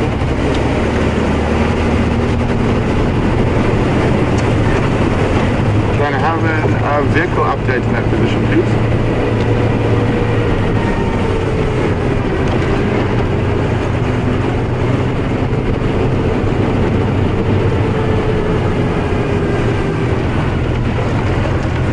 Perfect, thank you very much. I'm on Finland Cut Line, about 5-6 minutes away.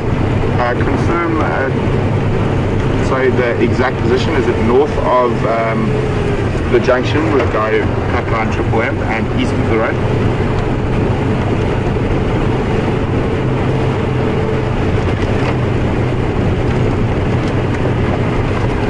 Copy, thank you very much. So I wonder what it could be. I'm quite excited to go see it. It is something I have not yet seen since I've been back from leave. So lovely late afternoon. I don't think it can get much better, hopefully, than what we're about to see. So why don't you guys try to figure out what we're on our way to see? Oh, but we cannot pass up a sighting like that. There is a kudu playing predator. Oh no, don't jump. But there we go, a young kudu. Oh, just disappeared. Right on top of a big predator, termite mound. And we often see lion and leopard on top of termite mounds. We don't often see little kudus on top of termite mounds.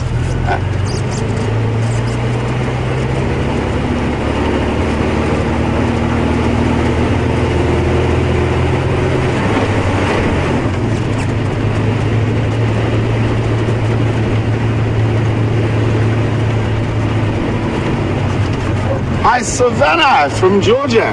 We're driving through a different Savannah at the moment. But Savannah from Georgia would like to know, what is the largest recorded kudu horns? Is it 72 inches?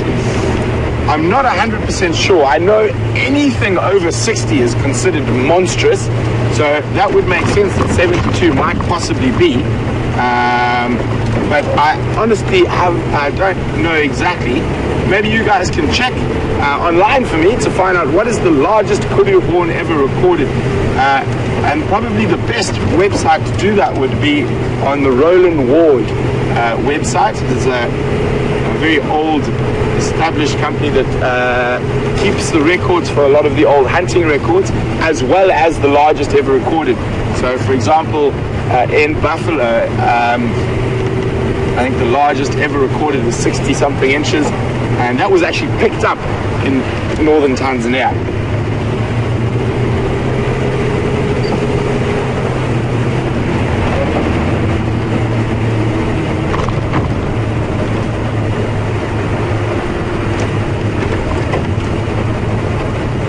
So really, as it said, am I racing to see a polar bear? Really, that would be quite difficult because there are no polar bears in South Africa. The last polar bear in South Africa actually died last year, or could have been the year before, at the Johannesburg Zoo.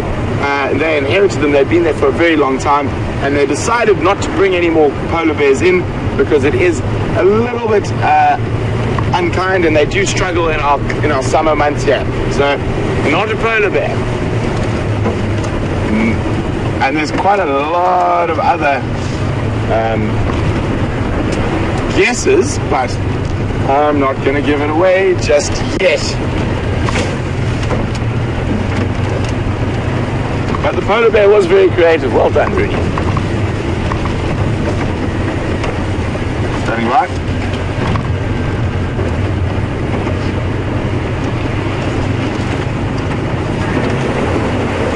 Copy, thanks. I'm on Gowrie Main, approaching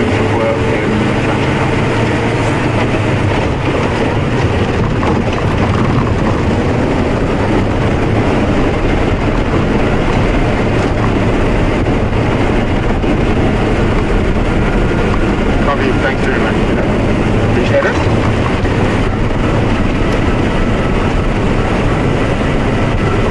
Oh, we're nearly there. I wonder what it is. I'm going to speed up. Whatever it is that started moving. We're not far now.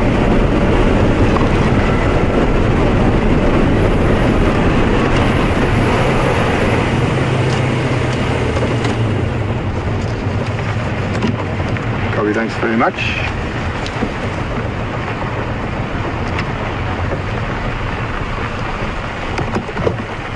So I'm not sure where it is yet. I think it is coming towards us. I'm just going to pop out onto the road here.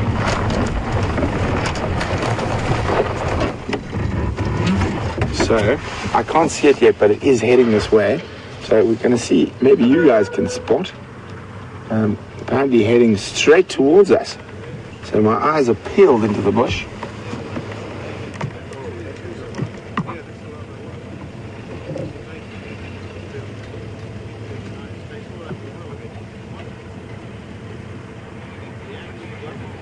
There he is, I've spotted him. Okay, you see right here next to us, come down and to the left and go zoom in right there. See how amazing camouflage is. You'll just see a little bit of movement right there. There he is. So I wonder who can tell me who this is. I know it's going to be very difficult with where he is at the moment. And we're just going to wait for him to move out into the open. We'll keep still here. But I know he's a favorite of a lot of yours. He's about to come out into the open, do his reveal for us.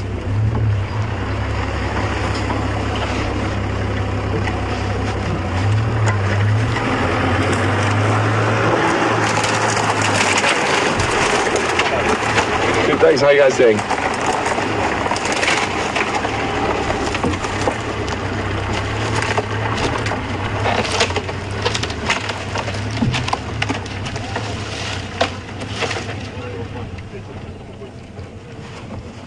Just waiting now, just keeping still.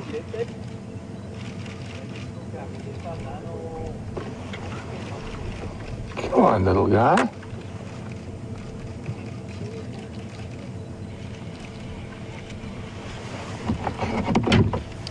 Standing right, Craig.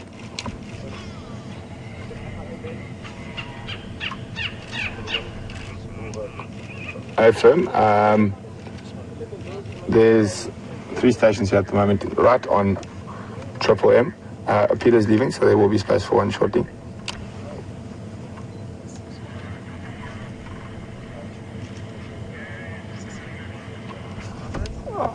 Peter's leaving, it should be me, but I'm going to hand over to Vogel to control.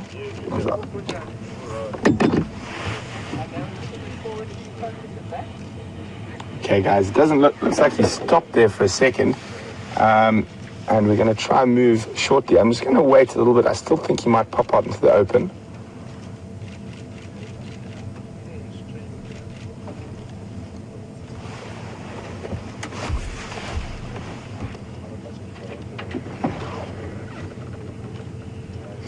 So there's a 50-50 split on the answers about which leopard this possibly could be.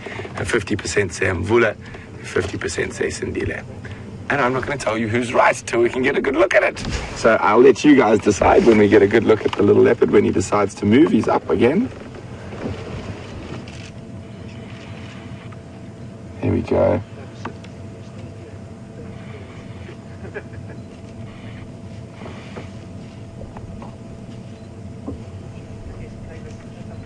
Okay, so it is Sindile. We're going to move in a little bit to see if we can get a slightly better view of it now. We'll stand by.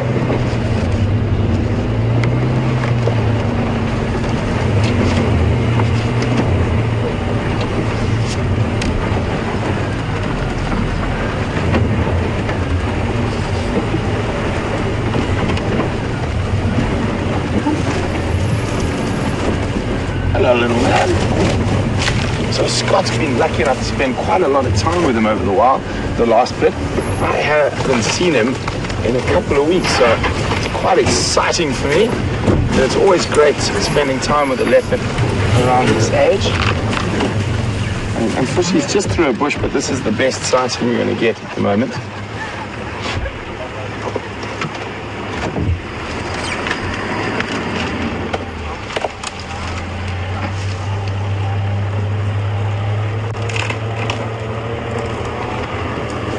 So he just looks like he's playing.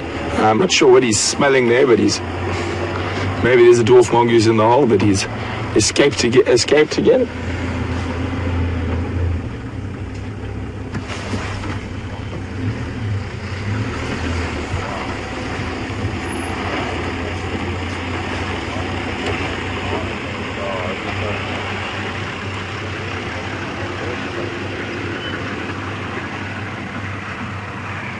So it's nice to have this little guy here, and nice to have him active.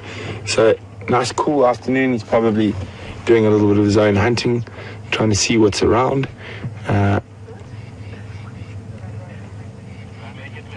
Hopefully he's going to walk towards us again.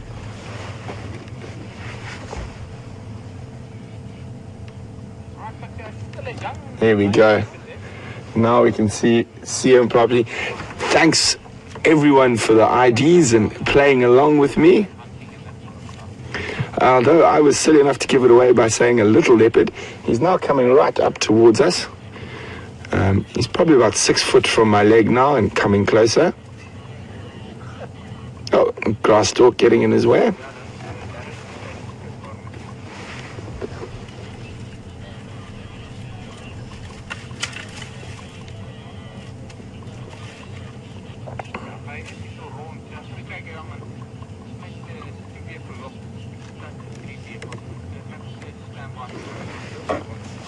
Well done, Lynn from Ontario in Canada.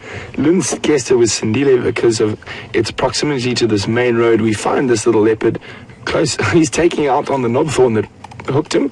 So I don't think that's the smartest thing. He's chewing the stick.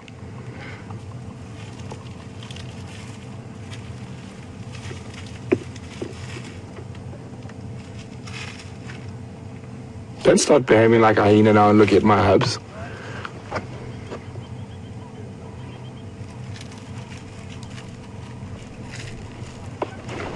Definitely watching the wildebeest quite carefully there.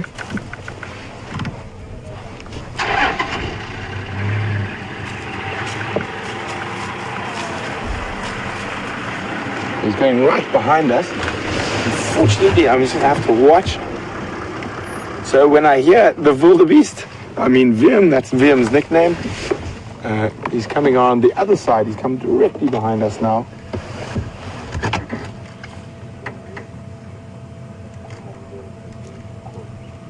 And you can see that lovely late afternoon light just dappling through the trees.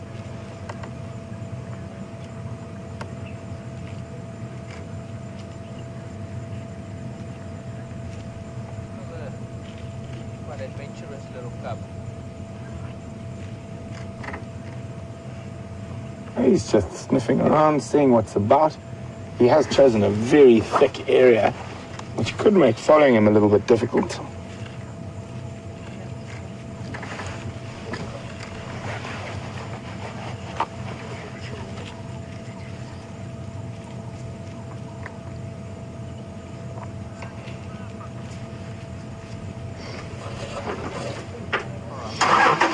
Hello, Angela from Boston. Angela would like to know, how would a leopard react to a small child crying or a baby crying? They would become very interested. It would be the same as if they heard an impala giving that sort of distress call. It is a baby animal in distress, and for most predators that means an easy meat. Okay, we're going to have to move now.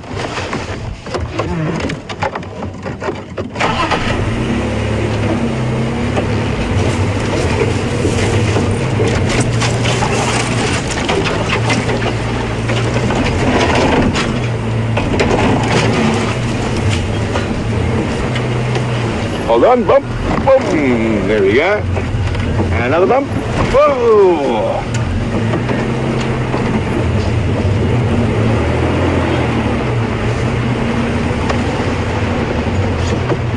Oh, he's going back into that thicket again.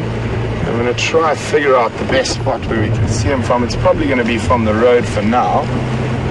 Got him there, Vim? Yeah. Even though it's only his rear end. So if you guys have just signed in or a bit late joining us at the Sunset Safari, what a fantastic Sunset Safari is. We've had Scotty's had that big male leopard for the majority of the afternoon. VM and I have been tracking unsuccessfully till now. We were lucky enough to be called into this sighting of this young male leopard, and remember, we are interactive as well, so you can ask us questions about what you're seeing on Safari. You can do that by emailing us at wildearth.tv, questions@wildearth.tv, or use the hashtag SafariLive if you're on Twitter. So he's right in this little thorn thicket, and probably looking for dwarf mongoose, or maybe some bushveld gerbils, anything like that. I'm just going to try to get around. I think he might pop out to another road, so just bear with me for a second.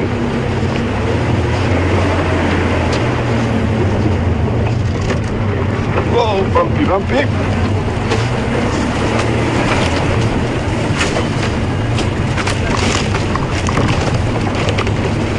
Very krijgen.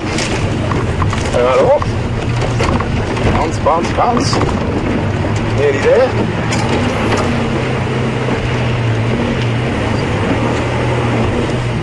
Okay, see if you can spot him, Vim. He was moving towards a slightly more open patch.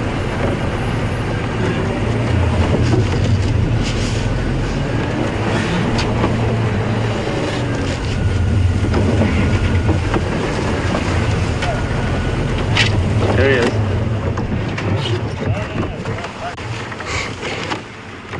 Julia's just noticed, and really, really well noticed, Julia. If he grows into his front paws, he's going to be a big leopard when he's older. He does seem to have that type of look to him, that he is going to become a bigger animal. And it's very difficult to know exactly who his father is. But this is one of the reasons I was running around while you guys were with Tingana this morning collecting leopard poo. So if I see him defecate, I will definitely try to collect some. And what that'll do is then, if they have the dung of all the DNA samples from Tingana, from Mvula, from Anderson, and from obviously his mother, Shadow, and from him, that we are helping out with, and that's why we carry around and find one. Well, not just yet, let's rather look at the leopard.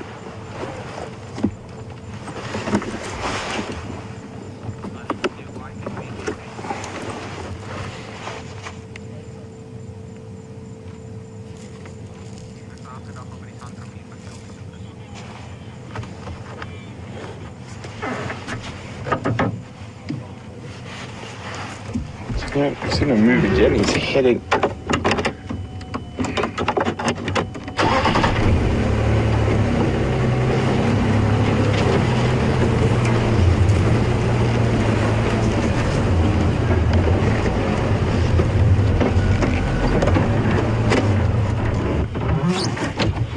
He's looking in holes, quite possibly for dwarf mongoose.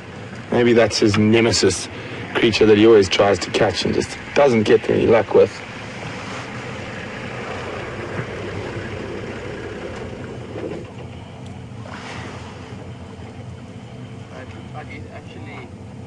Oh, wasn't that beautiful, that last rays of the sun just popping through? Right.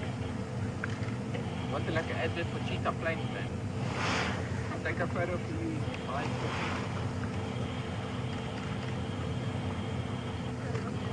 Cheetah planes with the leopard. Just looking around, listening, amusing himself while his mom is obviously out hunting. We had his mom's tracks actually cross from this area, so he must have been very close to us when we were trying to find his mom this morning.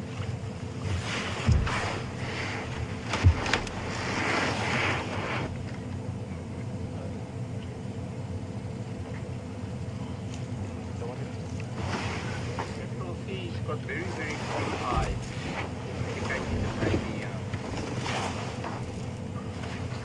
About 9-10 months. So he made it through the critical stages of being a baby. Most likely to survive.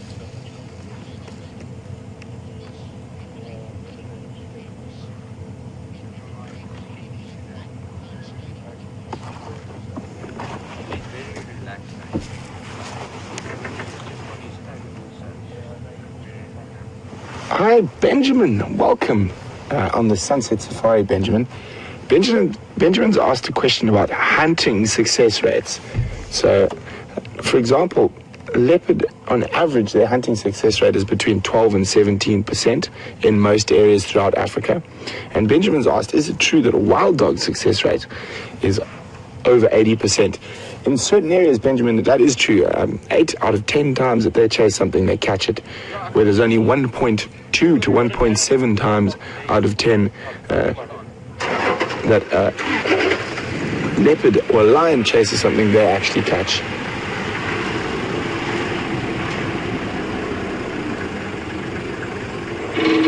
So very interesting and very different hunting strategies.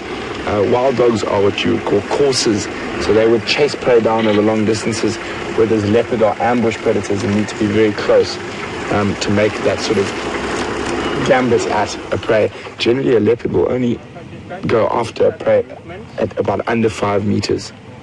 A lot of tackles on the way.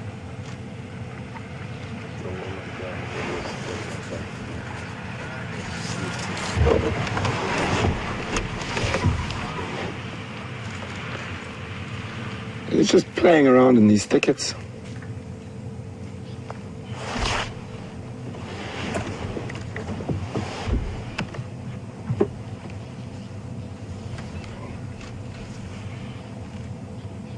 Keep looking this one. I think maybe the mom might be that direction behind us. Hi, Mavis. Welcome. Thanks for your questions, Mavis.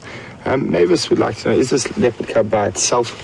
And what are the success rates for leopards and rearing cubs? Are they better than lion? Well, Mavis, yes, we tracked this leopard's mother this morning across this road, actually heading east, and we lost her tracks quite close to the quarantine clearings. But I'm sure she hasn't had a successful kill yet. She will come back to fetch him at some point and possibly move with him. Leopards are not really, the success rate for cubs is not really that much better. It's around 60% mortality rate, so 6 out of 10 leopard cubs that are born are dead before a year old. So pretty much similar. Lions in this area is 67%, so there's a bit of a higher mortality rate in lions, but not much, so they are quite similar. Harvey. If I'm not mistaken, there's number 1 available.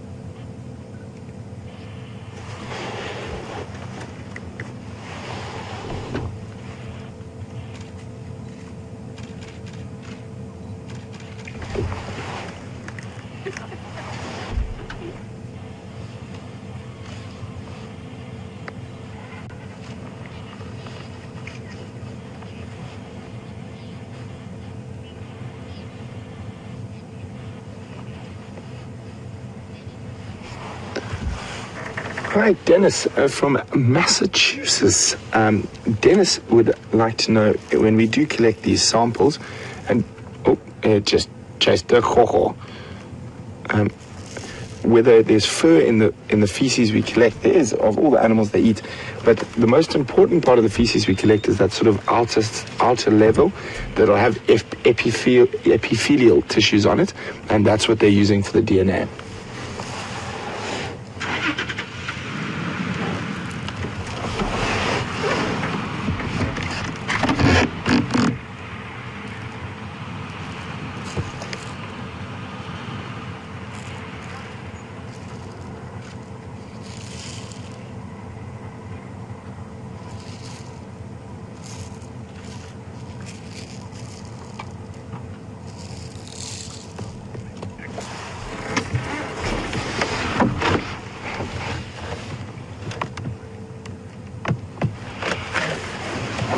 So here's a little,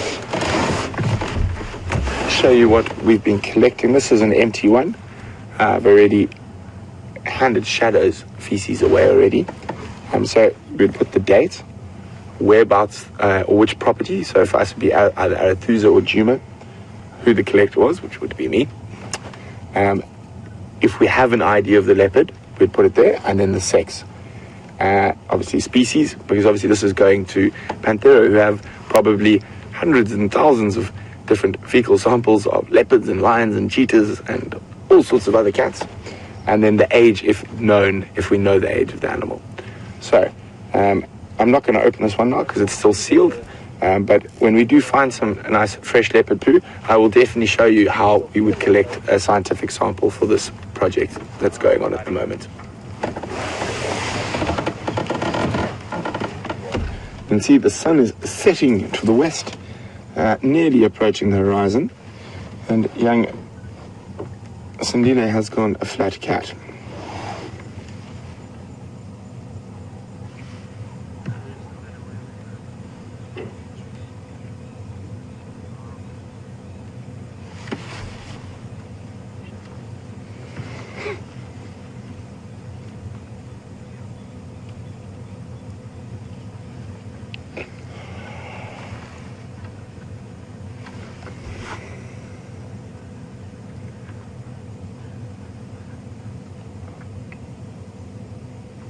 It was quite funny watching him chew on that really thorny knobthorn branch earlier.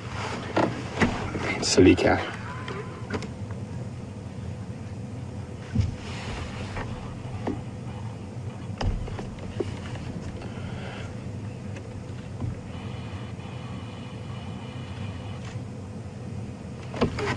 Hi, Sharon from Tennessee. Sharon would like to know, are Sindile's eyes really bluish green, and will they change to sort of much more golden yellow as it gets older? Well, most lion and leopard cubs are born with very blue eyes, and they do darken as they get older, but I have seen some leopard cubs that have sort of green eyes into adulthood. I would say Sindile's eyes are more green than blue. Harvey, what is your look? So, but still with that golden yellow around the edge, but he does have quite green eyes. These might darken as he gets older, but possibly not. Yeah, we also can't really see anything here.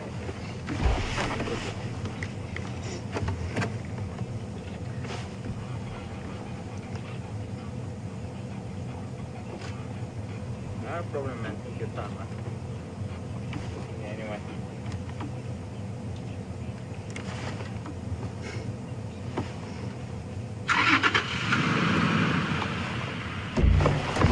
Hi, Ellen, who sent us an email.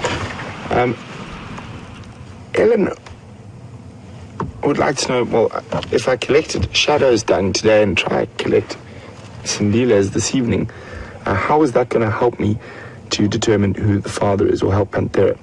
Well, Ellen, we are collecting DNA samples for all leopards in the Sabi Sands, so eventually there will be a database. The other lodges are also doing the same thing, so there will be a database of the DNA, and they can obviously find the genetic markers that will match up between the paternal line between father and cub.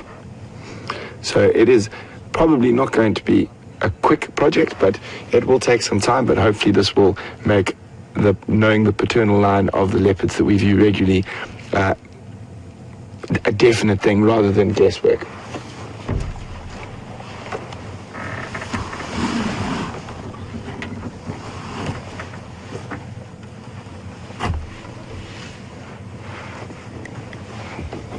Not travel too far. This is quite a very good manner that the leopard, not like that, like that other little baby that you saw that's on the this one is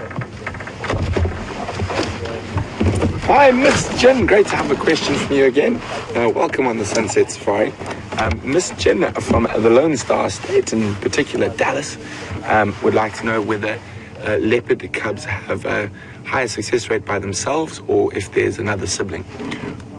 Well, always it's going to be better if there's another sibling, because there's a 50% chance that you're not the one that's going to be eaten. But once they get to sort of this age, once they get to about a year, they pretty much are going to make it through to the next sort of dip in mortalities. So basically with leopards, they've got a very high mortality rate for their first year of life. And then after they get through that first year, they generally will be able to survive through to the next big dip, which is 4 years old. That's obviously now that they're independent and they've started moving and they'll start challenging for territories. Now they've got to start fighting, and quite a lot. There's another big mortality dip around that 4-year mark. And then once they get past that, it's very stable till about 12, and then obviously again another big dip as they get old. So very interesting. I've seen it on a graph how the leopard mortalities change over time.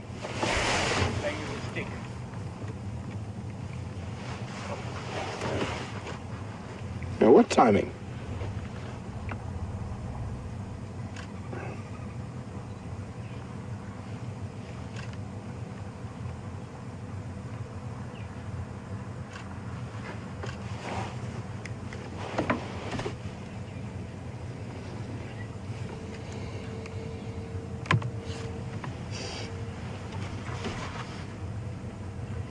Hi, Judith from North Carolina.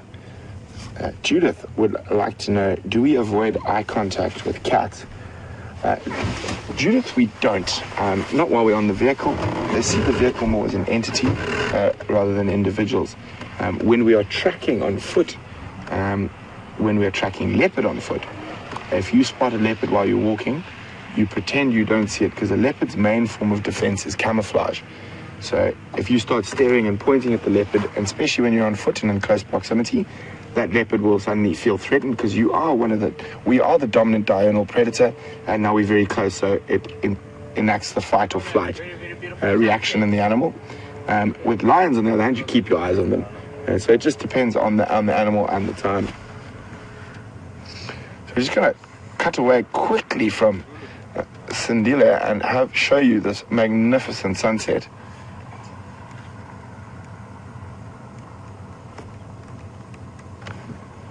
And another tough day in the office.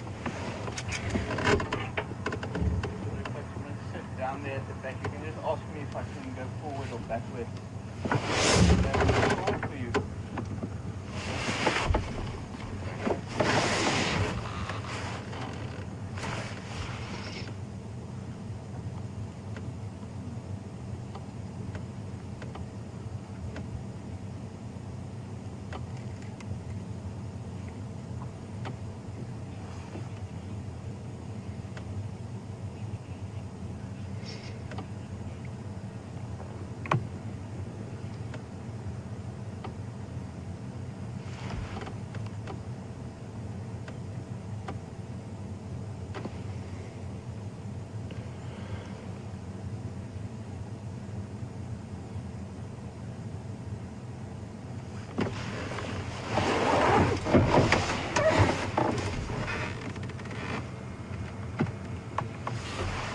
Wasn't that spectacular? So Sindile has gone flat cat for a little bit, so we are going to cross to Scott, who's with a different type of spot, and we'll stay here to see if he moves, but we'll be back with you a little later in the show.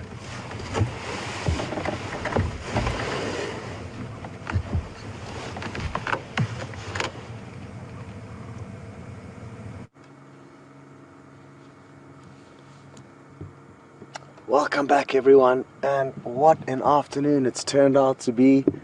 A massive male leopard, and then in all likelihood his son, only approaching 12 months of age, and now the hyena den site is active, so a lot of great action with the predators this afternoon, and even some elephants in amongst them.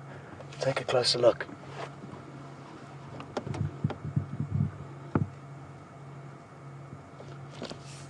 Now, the one that you can see here sleeping is the mother of the newest addition to the Juma hyena clan, and the cub could be anywhere from 2 to 3 weeks old. We're not entirely sure, but it's a tiny little black fur ball, and maybe, just maybe, it will poke its head out and we'll get to see it a little bit later. But there is another little cub, and it's come right up to the vehicle here. You can hardly see it because it's come up to investigate and see what's going on. Isn't this incredible? Now, the behavior you're seeing is very different to that of when we would be on foot. They become used to the vehicles, and that is great because they treat us very differently when they do see us on foot. And that's important to know, because we don't want them to get accustomed to a point where it may be detrimental to them. But what we're seeing here, there's nothing wrong with, because even though we are humans on the vehicle, they will treat us very differently as humans on foot. And you want animals to have a bit of a fear of us as humans. It keeps it safer that way, because then they'll be less inclined to attack us. Well, I'm not exactly sure what to do here. The microphone over here also looks like a bit of an animal, so it can be confusing between the mic and the hyena. And who would have thought that would be a problem? As Brian zooms in there, you'll notice how thick its coat is and how dark the spots are, dark black spots. So the spots are very, very prominent on the youngsters. This guy's probably around 7 or 8 months old now, possibly a bit more, but I'm guessing around there. And the tiny little cub that we'll hopefully see later, like I said, is pitch black, and from about 3 months of age it'll start to grey, and at 4 months it'll start having prominent spots on its coat. So that's the progression we could expect to see. And as they become older, the coat will become a lot thinner, not nearly as much hair on them, and the spots will also become a lighter brown shade, so not the dark black spots that you see on the youngsters. Now, I'm feeling lucky tonight. I've only seen this tiny little cub once. Some of you have seen it a lot more times than me with the different presenters, but maybe if we hang around you long enough, we'll get lucky. And if anything, well, if today's anything to go by, I think we are going to get lucky. It's been an absolute cracker of a drive. And happy to hear that you've been still seeing some incredible footage of Sindile attempting to hunt. And I'm told that he got closest to a little insect of sorts, and isn't that interesting? He'll practice on just about anything that moves.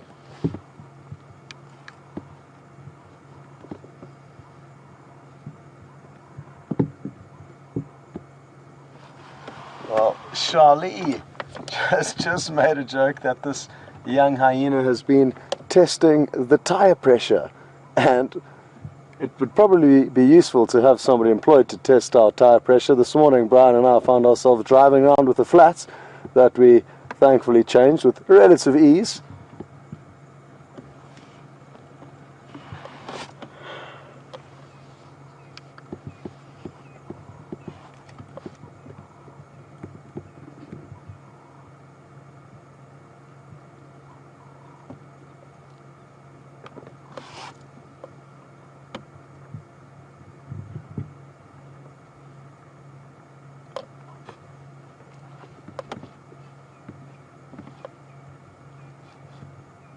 Well, I was just mentioning a moment ago how hyena and all the animals out here will react very differently to us when we are on the vehicle as opposed to when we're on foot. And earlier on when we were crossing through a riverbed, okay, there's action. I'll carry on with my little story a bit later. We'll see you shortly. Got a squirrel.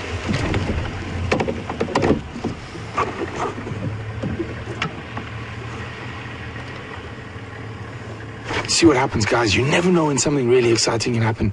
He's suddenly seen a squirrel that's gone into that tree just to the left of him, and he's trying to catch it now. The squirrel's come down onto the ground. He's missing it. It's behind him.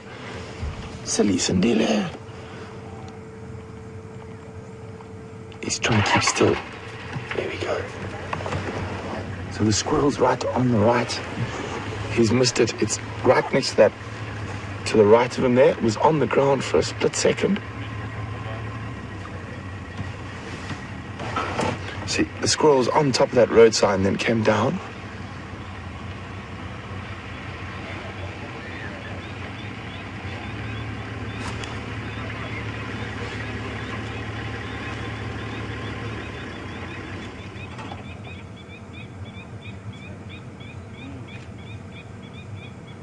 So I wonder where that squirrel disappeared to. It was right next to him and he just missed it.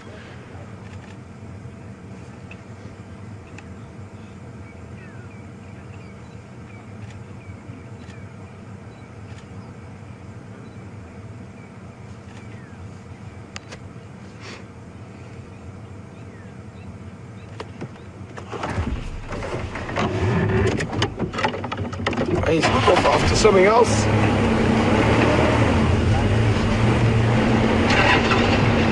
Hello, everyone.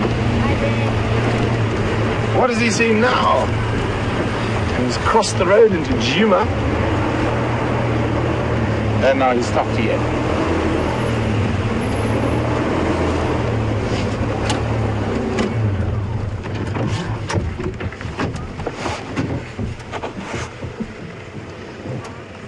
So, I'm not sure what he might have heard, but he suddenly scurried across the road.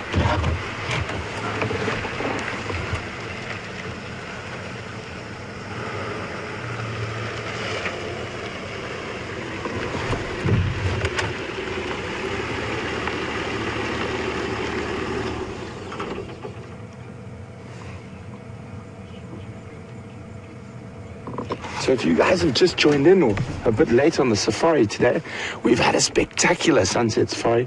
Scott spent the majority of the afternoon with a big male leopard named Tingana. And we are now spending the last bit of the drive with Sindile, a young male. There's Franklin over there. Have you seen Frank? Oh, there we go. He spotted some Franklin on the ground. So that's obviously what he spotted, but they're a little bit far, I think, for him. But that's not going to stop him trying.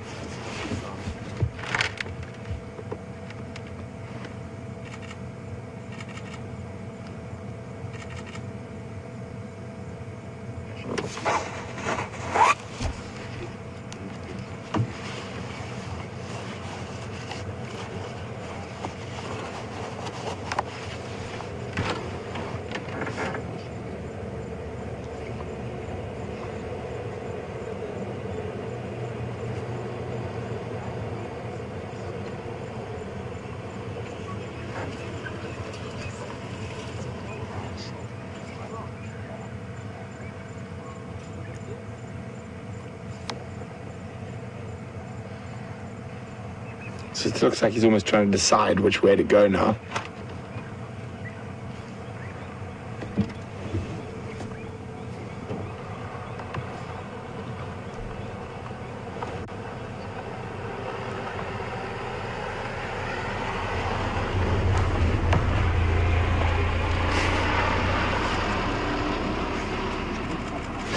He doesn't like, so a normal civilian car drove past, obviously on their way to the lodge, and that reaction you saw there was him. He really didn't like the look of that car.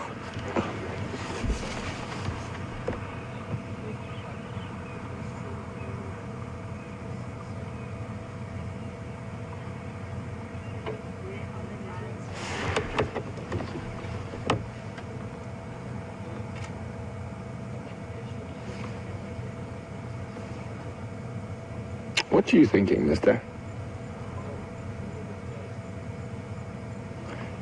Imagine what's going through a leopard's brain.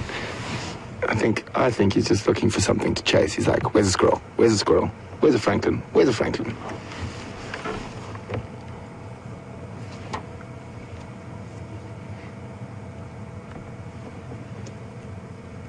So he's crossing the boundary between Arathusa and Juma at the moment, and he's heading into Juma.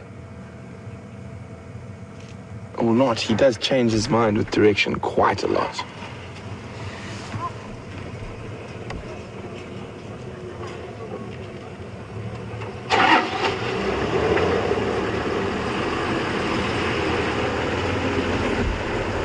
How's it, how you doing?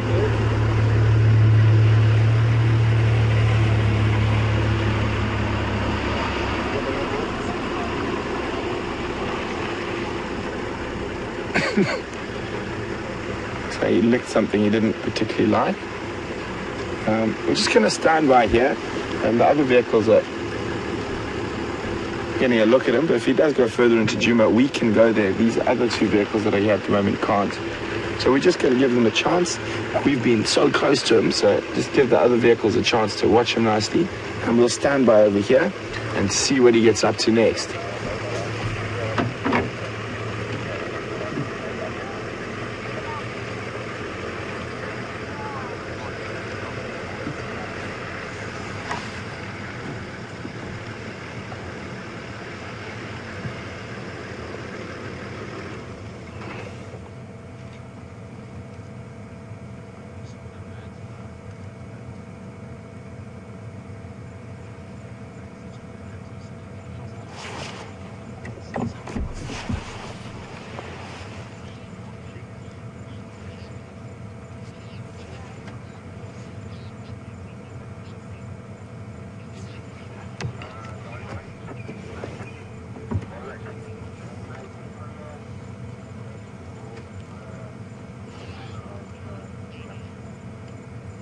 Hi, Laura in Pennsylvania. Welcome on the Sunset Safari. Laura would just like to know a little bit more about the Panthera project. She seems to think that there must be a little bit more to it than just who's your daddy. There definitely is. It's only one part of the project. The interesting thing about the Sabi Sands Reserve is that the leopards are the most relaxed in Africa, and you are able to spend an incredible amount of time with them. And unlike a lot of areas, these leopards move from an area where they're habituated and seen regularly on game drive to another area where they're habituated and seen regularly on game drive. So it's possibly the longest ongoing leopard viewing, and where you can actually, in a lot of the time, you are able to not know the father but know the mother at least. And I mean, for example, there's very few places in the world you will know that, like, Ngula was born way down in the south of the Sabi Sands and moved up to have territory in the north. So it's a complete project to do with genealogy, to do with territories, home ranges, and the collective DNA and feces and whatnot. It's just a small part of a much larger project.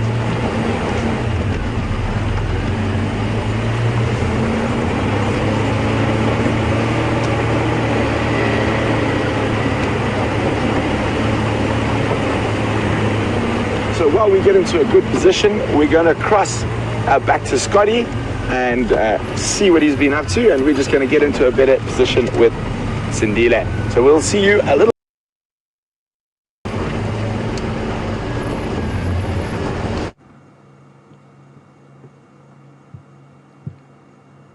Wow, such interesting stuff over there with Sindile, and more hunting action, but yet again unsuccessful. The prey keep winning, but that must have been awesome to see, and I'm certainly feeling jealous. But look closely, you can see a little tail wagging, and you could just see a little bit more than that for a second. I saw a little ear. Please come out.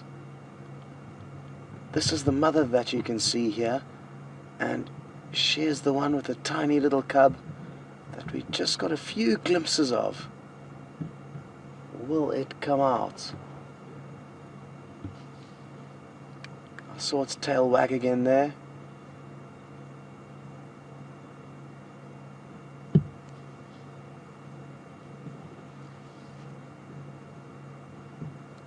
Miss Jin from Dallas, Texas. Thanks for sending your question through to us, and welcome to the hyena den. She would like to know what would happen if the alpha female of this clan died or was killed. What would happen to the cub? That's a great question. Tricky to answer because, firstly, this is not the alpha female. She, in all likelihood, is the third highest ranking female, because the oldest litter in this clan is just one youngster, and it's probably about 8 or 9 months old, and then there's 2 slightly younger ones who were probably given birth to by the beta female, and then now this one, the third, has just given birth to this one that we can see. There could well have been 2 initially, but hyenas will commit siblicide, so they will kill off their siblings so that they create less competition for feeding, ensuring that they survive. It doesn't always happen, but it isn't uncommon. So she's probably the third ranking, and therefore if she died, it's hard to say whether another adult would continue taking it over or raising it. And my guess would be no. Typically hyena will only be devoted to their young, unlike lion, who will adopt cubs from other lioness if a lioness is lost or sometimes is just a bad mother.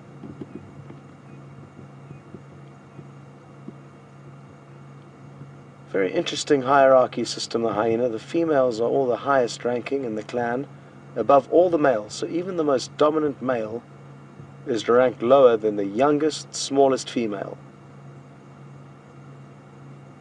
which is uncommon in nature, especially with mammals.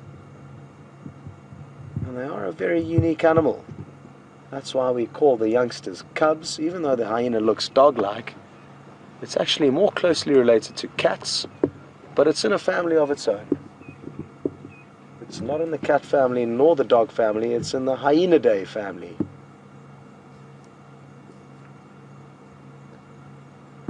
Well, the brief glimpses we got of that young cub seem to have subsided, so let's take another look at a different hyena. Also a cub. I'm not sure if this is the oldest. I'm guessing it might be. And then there are two slightly younger ones. So I'm guessing this is the oldest. In all likelihood, a future queen of this clan. And we would guess that her mother would be the alpha female.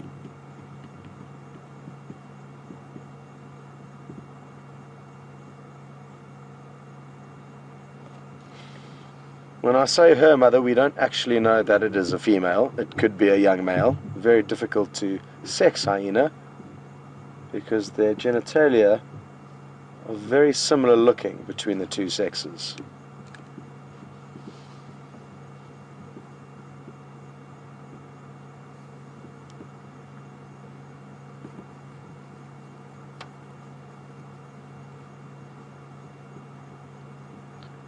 Cindy in Tennessee, good to have you with us. And you've asked a question that I'm not entirely sure to the answer of, but we must definitely discuss it. Cindy would like to know what would happen to a young cub that may be killed by its siblings. Would its mother feed on it? And I think it could well feed on it. That would be my first guess. So I certainly think that would happen, but maybe I'm wrong. Maybe she would just take it out the den and discard it. But knowing hyena and their very open-minded view they have on feeding, they feed on just about anything they can chew through. And due to that, I would strongly believe that they would also feed on dead cubs killed by their own siblings. I have seen a female leopard feeding on a cub that was killed by a male, and that was hard to watch and an incredible sighting.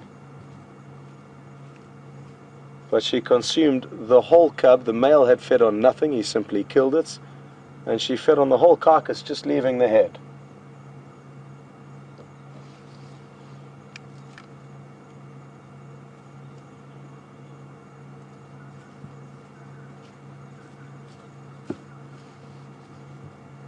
Shamrock, thanks so much for all the questions, guys. Really enjoying interacting with you. And Shamrock has asked whether hyena will molt their fur or shed their fur, and does it happen seasonally or is it just an ongoing process? And I haven't noticed any seasonal changes in their coats, but I certainly have noticed that as they become older, they become less hairy. That's a stock standard that I've noticed, especially with hyena of the Sabi Sands, where I've spent the majority of my guiding career. So I'm very used to the animals within this area. But it is important to mention that animals in different areas may act very differently to the same animals, the same species in another area. Anyway, enough about the species in the different areas. Over to Brent. Sindile is on the move, and you should get back there quickly.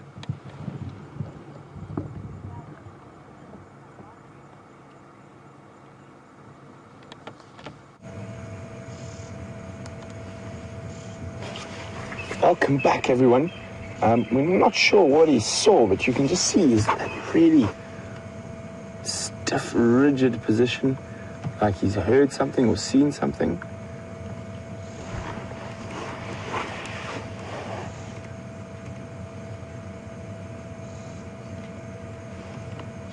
Maybe there's something, a bird or something in that bush we can't see.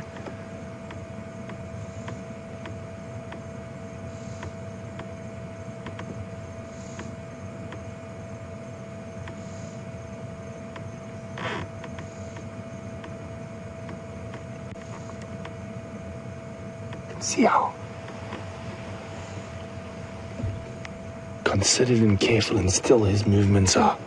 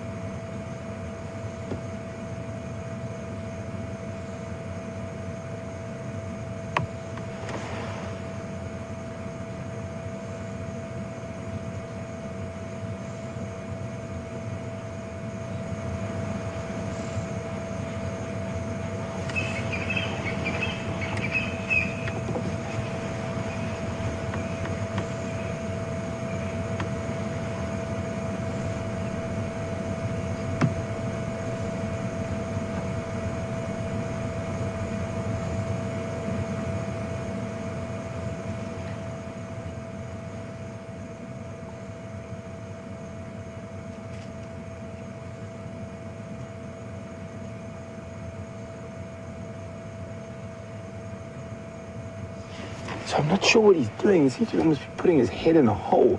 Maybe there was a mouse or something there.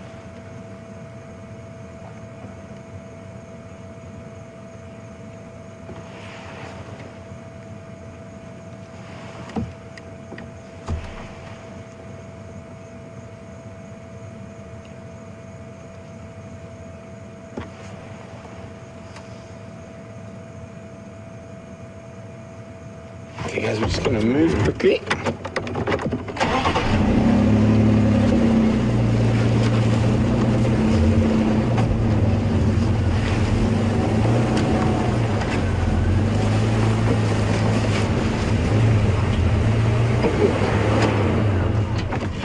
An interesting shot there. With the side lighting from the other vehicle. He just turned around. He was just so beautifully framed between that fork. Let's just see if he turns around again.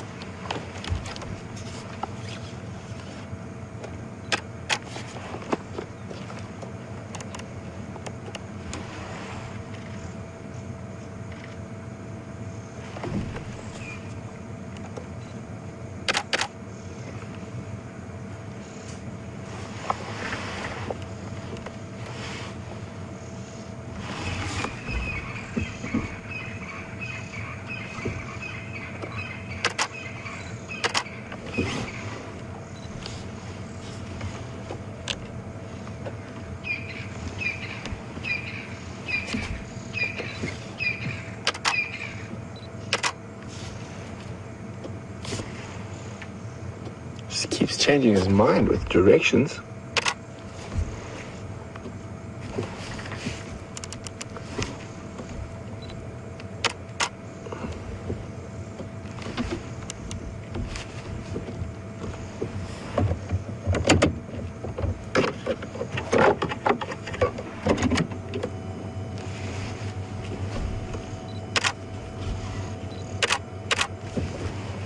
I think he's stalking these birds we can hear off to our right.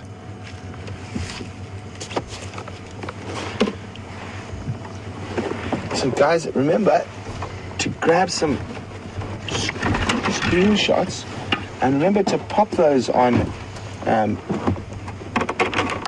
Facebook or on Twitter and just hashtag Safari Live.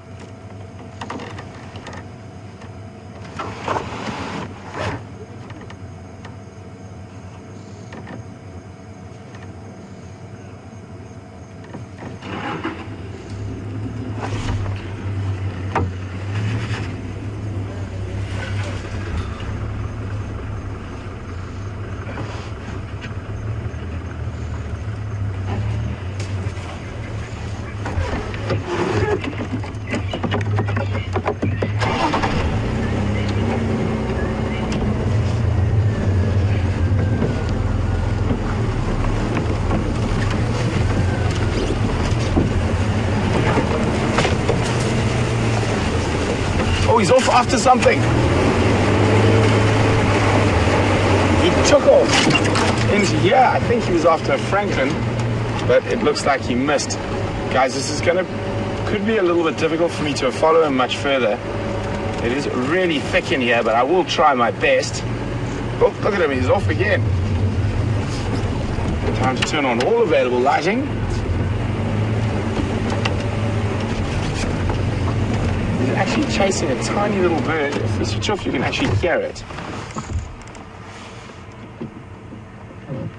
And that's more for play than anything else. That's not something he could actually likely catch. That's not going to stop him trying.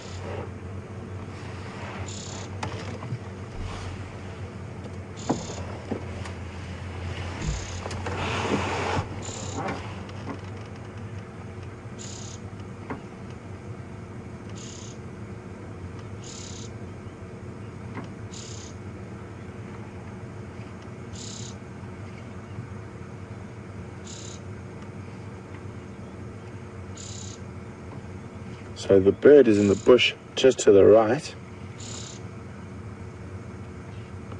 I think we're about to have a moment of speedy movement again.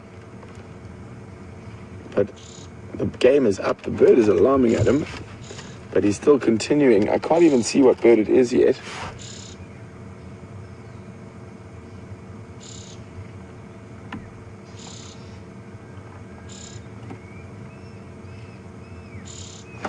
Just try and move the deck a little bit. Get ready, Vim. Actually, get ready. Oh, and the bird goes. The reason he's chasing this particular bird is because it keeps making noise, so he can keep finding it.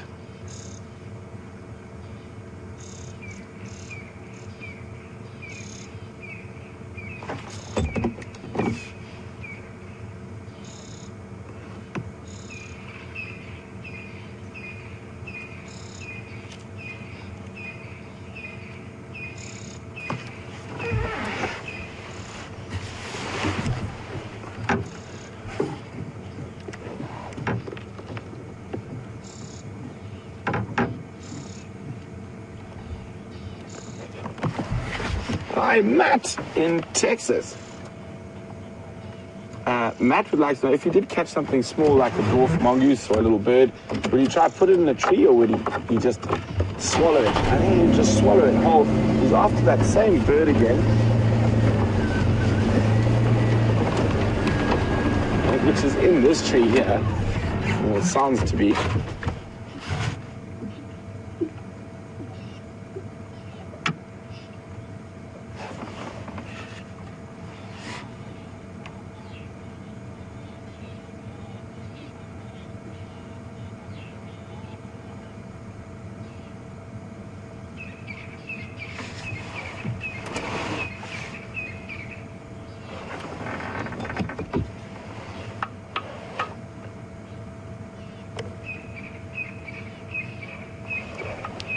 Orbs, I've got Shadows Monton here, just off Triple M Gowrie Main Junction in Vuyatela.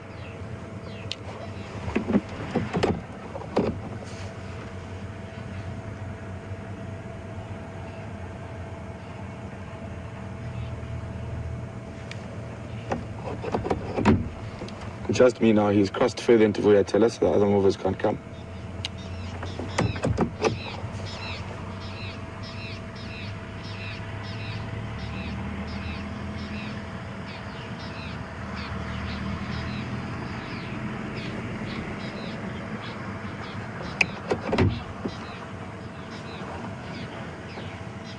Copy, Orbs. You'll get my visual from Gowrie Main, just to the west of Gowrie Main. Sorry guys, just let Aubrey know exactly where this is.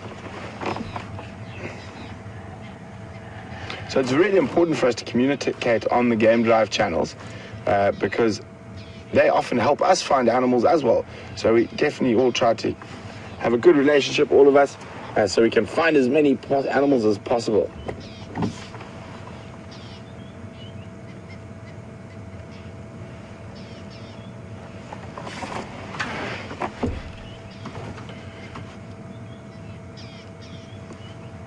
So there's a bit of discussion about why we haven't left him yet, and whether it's going to affect him, whatnot.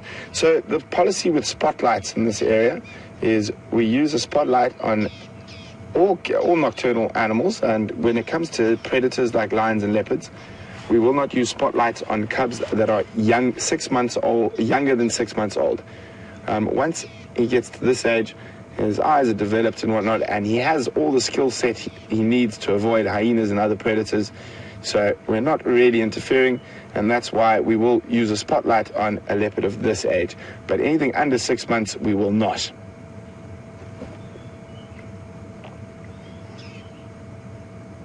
As you can see, he's not at all perturbed by it. So we're going to cross to Scott very quickly, who's got something I'm sure Sindile would like to grab, put his paws on.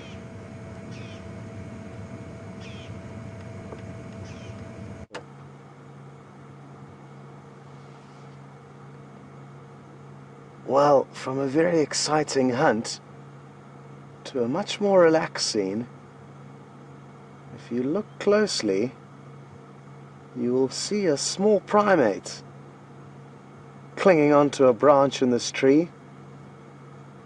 Kind of in the right-hand third center of your screen, you'll see a tiny little lesser bush baby.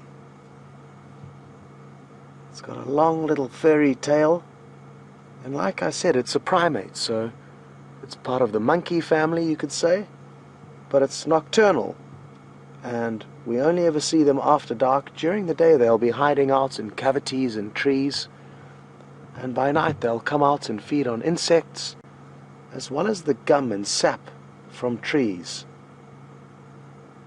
Now this one has been incredibly relaxed and hasn't moved. We are quite far away and Brian is at full zoom, so sadly we can't get you any closer, because if we try and move closer we run the risk of it springing off into the darkness. They can jump incredibly long distances for their tiny body, and a 2-meter spring with no run-up is easy work for them. And bearing in mind that is in the dark, from thin branch to thin branch. And possibly it will begin to wake up a little bit, and it may hop around this tree for us.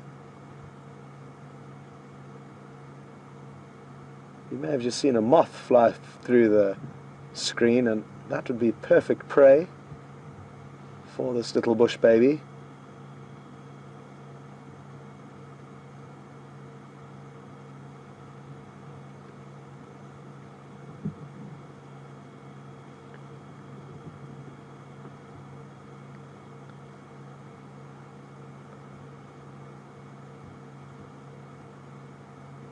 And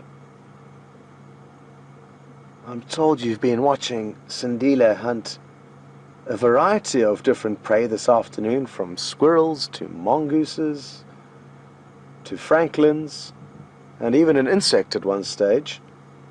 And these lesser bush babies, I'm sure, have certainly been pursued by many a leopard cub that's been left alone by its mother. Very tricky prey, but sometimes they do have to come down onto land and hop along the ground to their next tree. They cannot rely on being completely arboreal, and in these moments when they are leaping across the ground, I'm almost certain Sindile and most leopards of his age and younger would certainly have tried to catch them, and probably have. I mentioned the other day it would be so interesting to know how many animals and exactly what they were that Sindile has caught up till this stage of his life. I'm sure we would all be very surprised, as instinctively he will know to chase any movements or potential prey as they may dart off. Well, the bush baby doesn't seem to be doing much of its usual playful bouncing around, and it sounds like Brent would like you back on his vehicle. So over to Brent, and we will try and find something else on the way back to camp.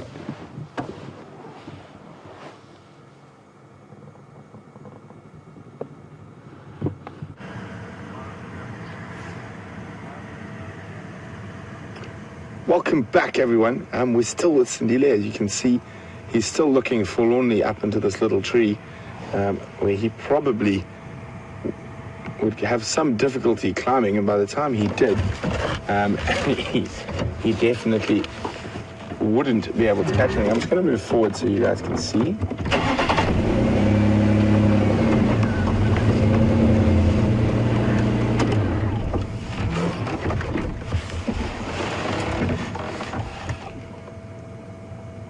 But he's still convinced there's a birdie in there, or something. We've seen him chase a moth today.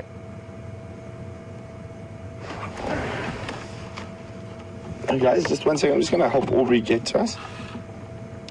Standing by, Aud. Oh, lots of birds.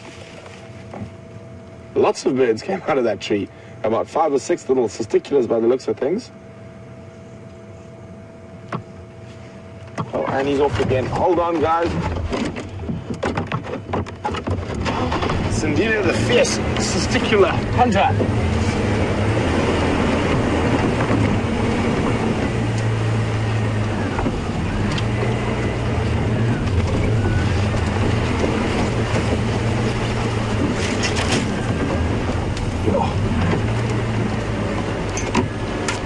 Orbs keep coming. You'll see my light. It's almost at the junction with Triple M. He just chased Nyoni.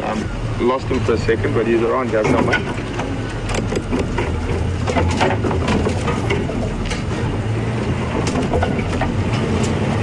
Let's go round. Sorry about that, guys.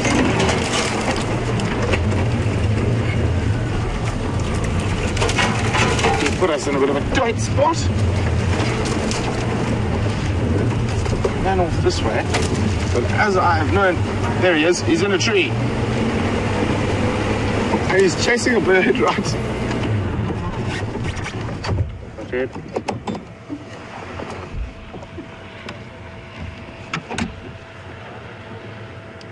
Observe, got him again, he's out in the open.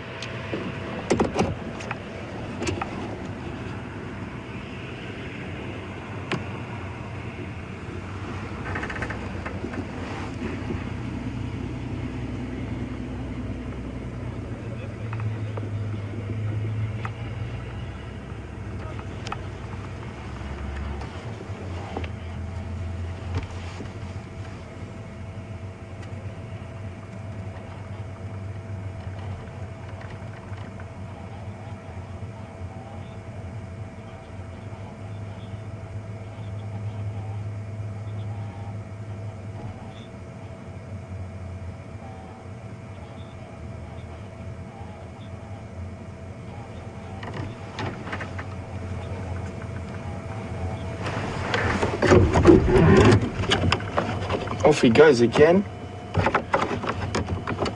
He's on the move again, so are we.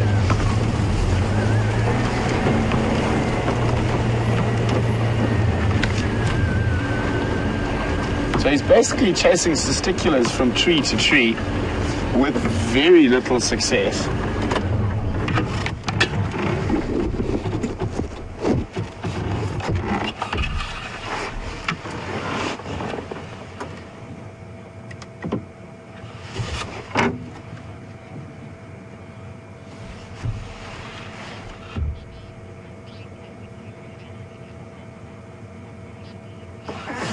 Hi, Kathy in the Sunshine State, Florida. Kathy said, we've watched him move quite a lot today. How would his mom find him? Well, Kathy, he hasn't moved very far. He's probably only moved about 100 meters since we first found him. But she would call him with a contact call, and that would bring him running towards her. Hopefully one of these days we are going to be sitting with him when his mom comes back. He has now seen a bug that is flying directly towards my spotlight. So he is literally stalking my hand and spotlight at the moment. No, he's decided it wasn't a good idea.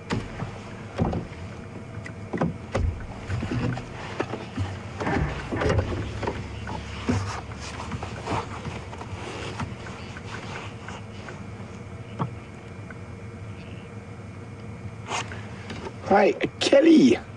Welcome, Kelly. Nice to have you on the back of the vehicle. Kelly would like to know. Oh, he's off on the run again. Kelly, I'll be back with you in a second.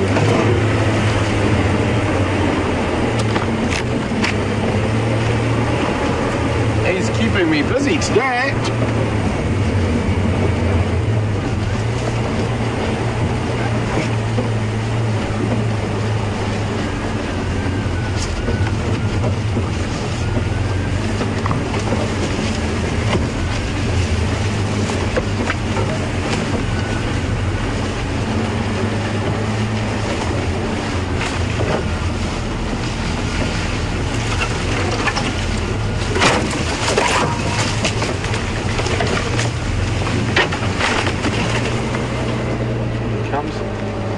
He's off on a mission again.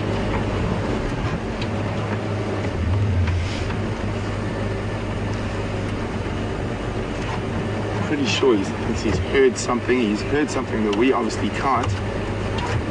And it's probably those poor testiculars he's harassing.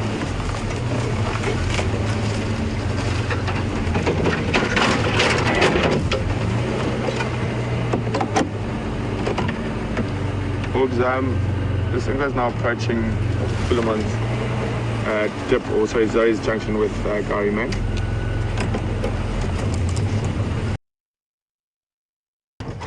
So that will be quite impressive if he goes into that leadwood thicket there.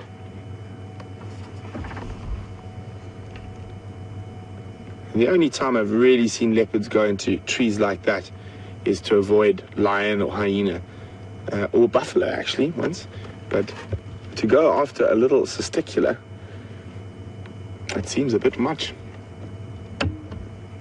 I'm just gonna run my spotlight up quickly to see if I can see anything. I can't, but obviously there is a little testicular sleeping somewhere in this. Oh, watch it, he's about to go. Oh, there goes the testicular. One testicular gone. This is not a very, 2, 3, 4 testiculars out. Mr. Sindile, this is not a very effective hunting strategy you seem to have here.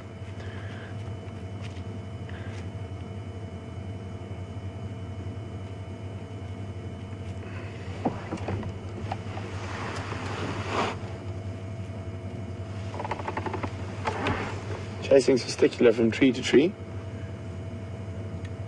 And no trees that's going to be easy for him to climb.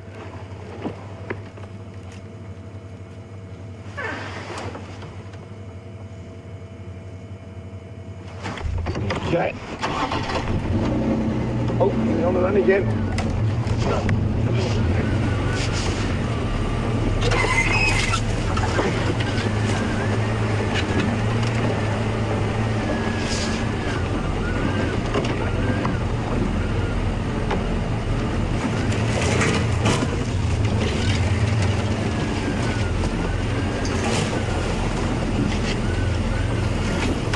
So guys, we're going to stay with Sindile for the last few minutes of drive. I don't think he's going to be successful at chasing testiculars, but it's still great fun to watch. Hopefully he doesn't go back into those. Oh, the testiculars have come back to the same tree, or he was checking if they had. But it has been an absolutely splendid sunset safari. It's been wonderful having you all with us. And what a great day so far. I mean, 2 leopards, some elephants, a leopard and an elephant in the same shot. Lucky Scott. And now we've got to spend the last hour and a bit with this awesome little guy. And it's been great. I'm going to try and get you one nice, really nice shot of him before we close off. But from Scott and Brian, who are on the other vehicle, obviously we're going to stay with this little guy now. So really, really great to have you with us, from Scott and Brian on the other vehicle, and from everyone in Final Control, and especially from Nikki, who thanks everyone for all her birthday wishes. And obviously from Willem the Wildebeest and myself, it's been great having you with us. We really do appreciate all the questions you give us, and it's an absolute privilege and a pleasure being able to share our passion for the African bush with you. And we're going to keep with him for the last minute in case he does something silly, which we all know he is quite prone to doing, like most young animals.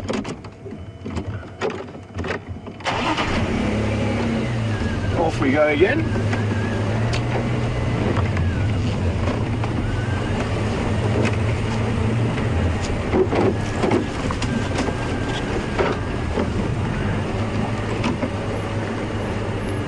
Because he's changed direction, he's heading back towards Gariman Triple M Junction. Let's try see if we can get one last view. He's disappearing into the thickets. Oh no, come on, we can do this, full beast.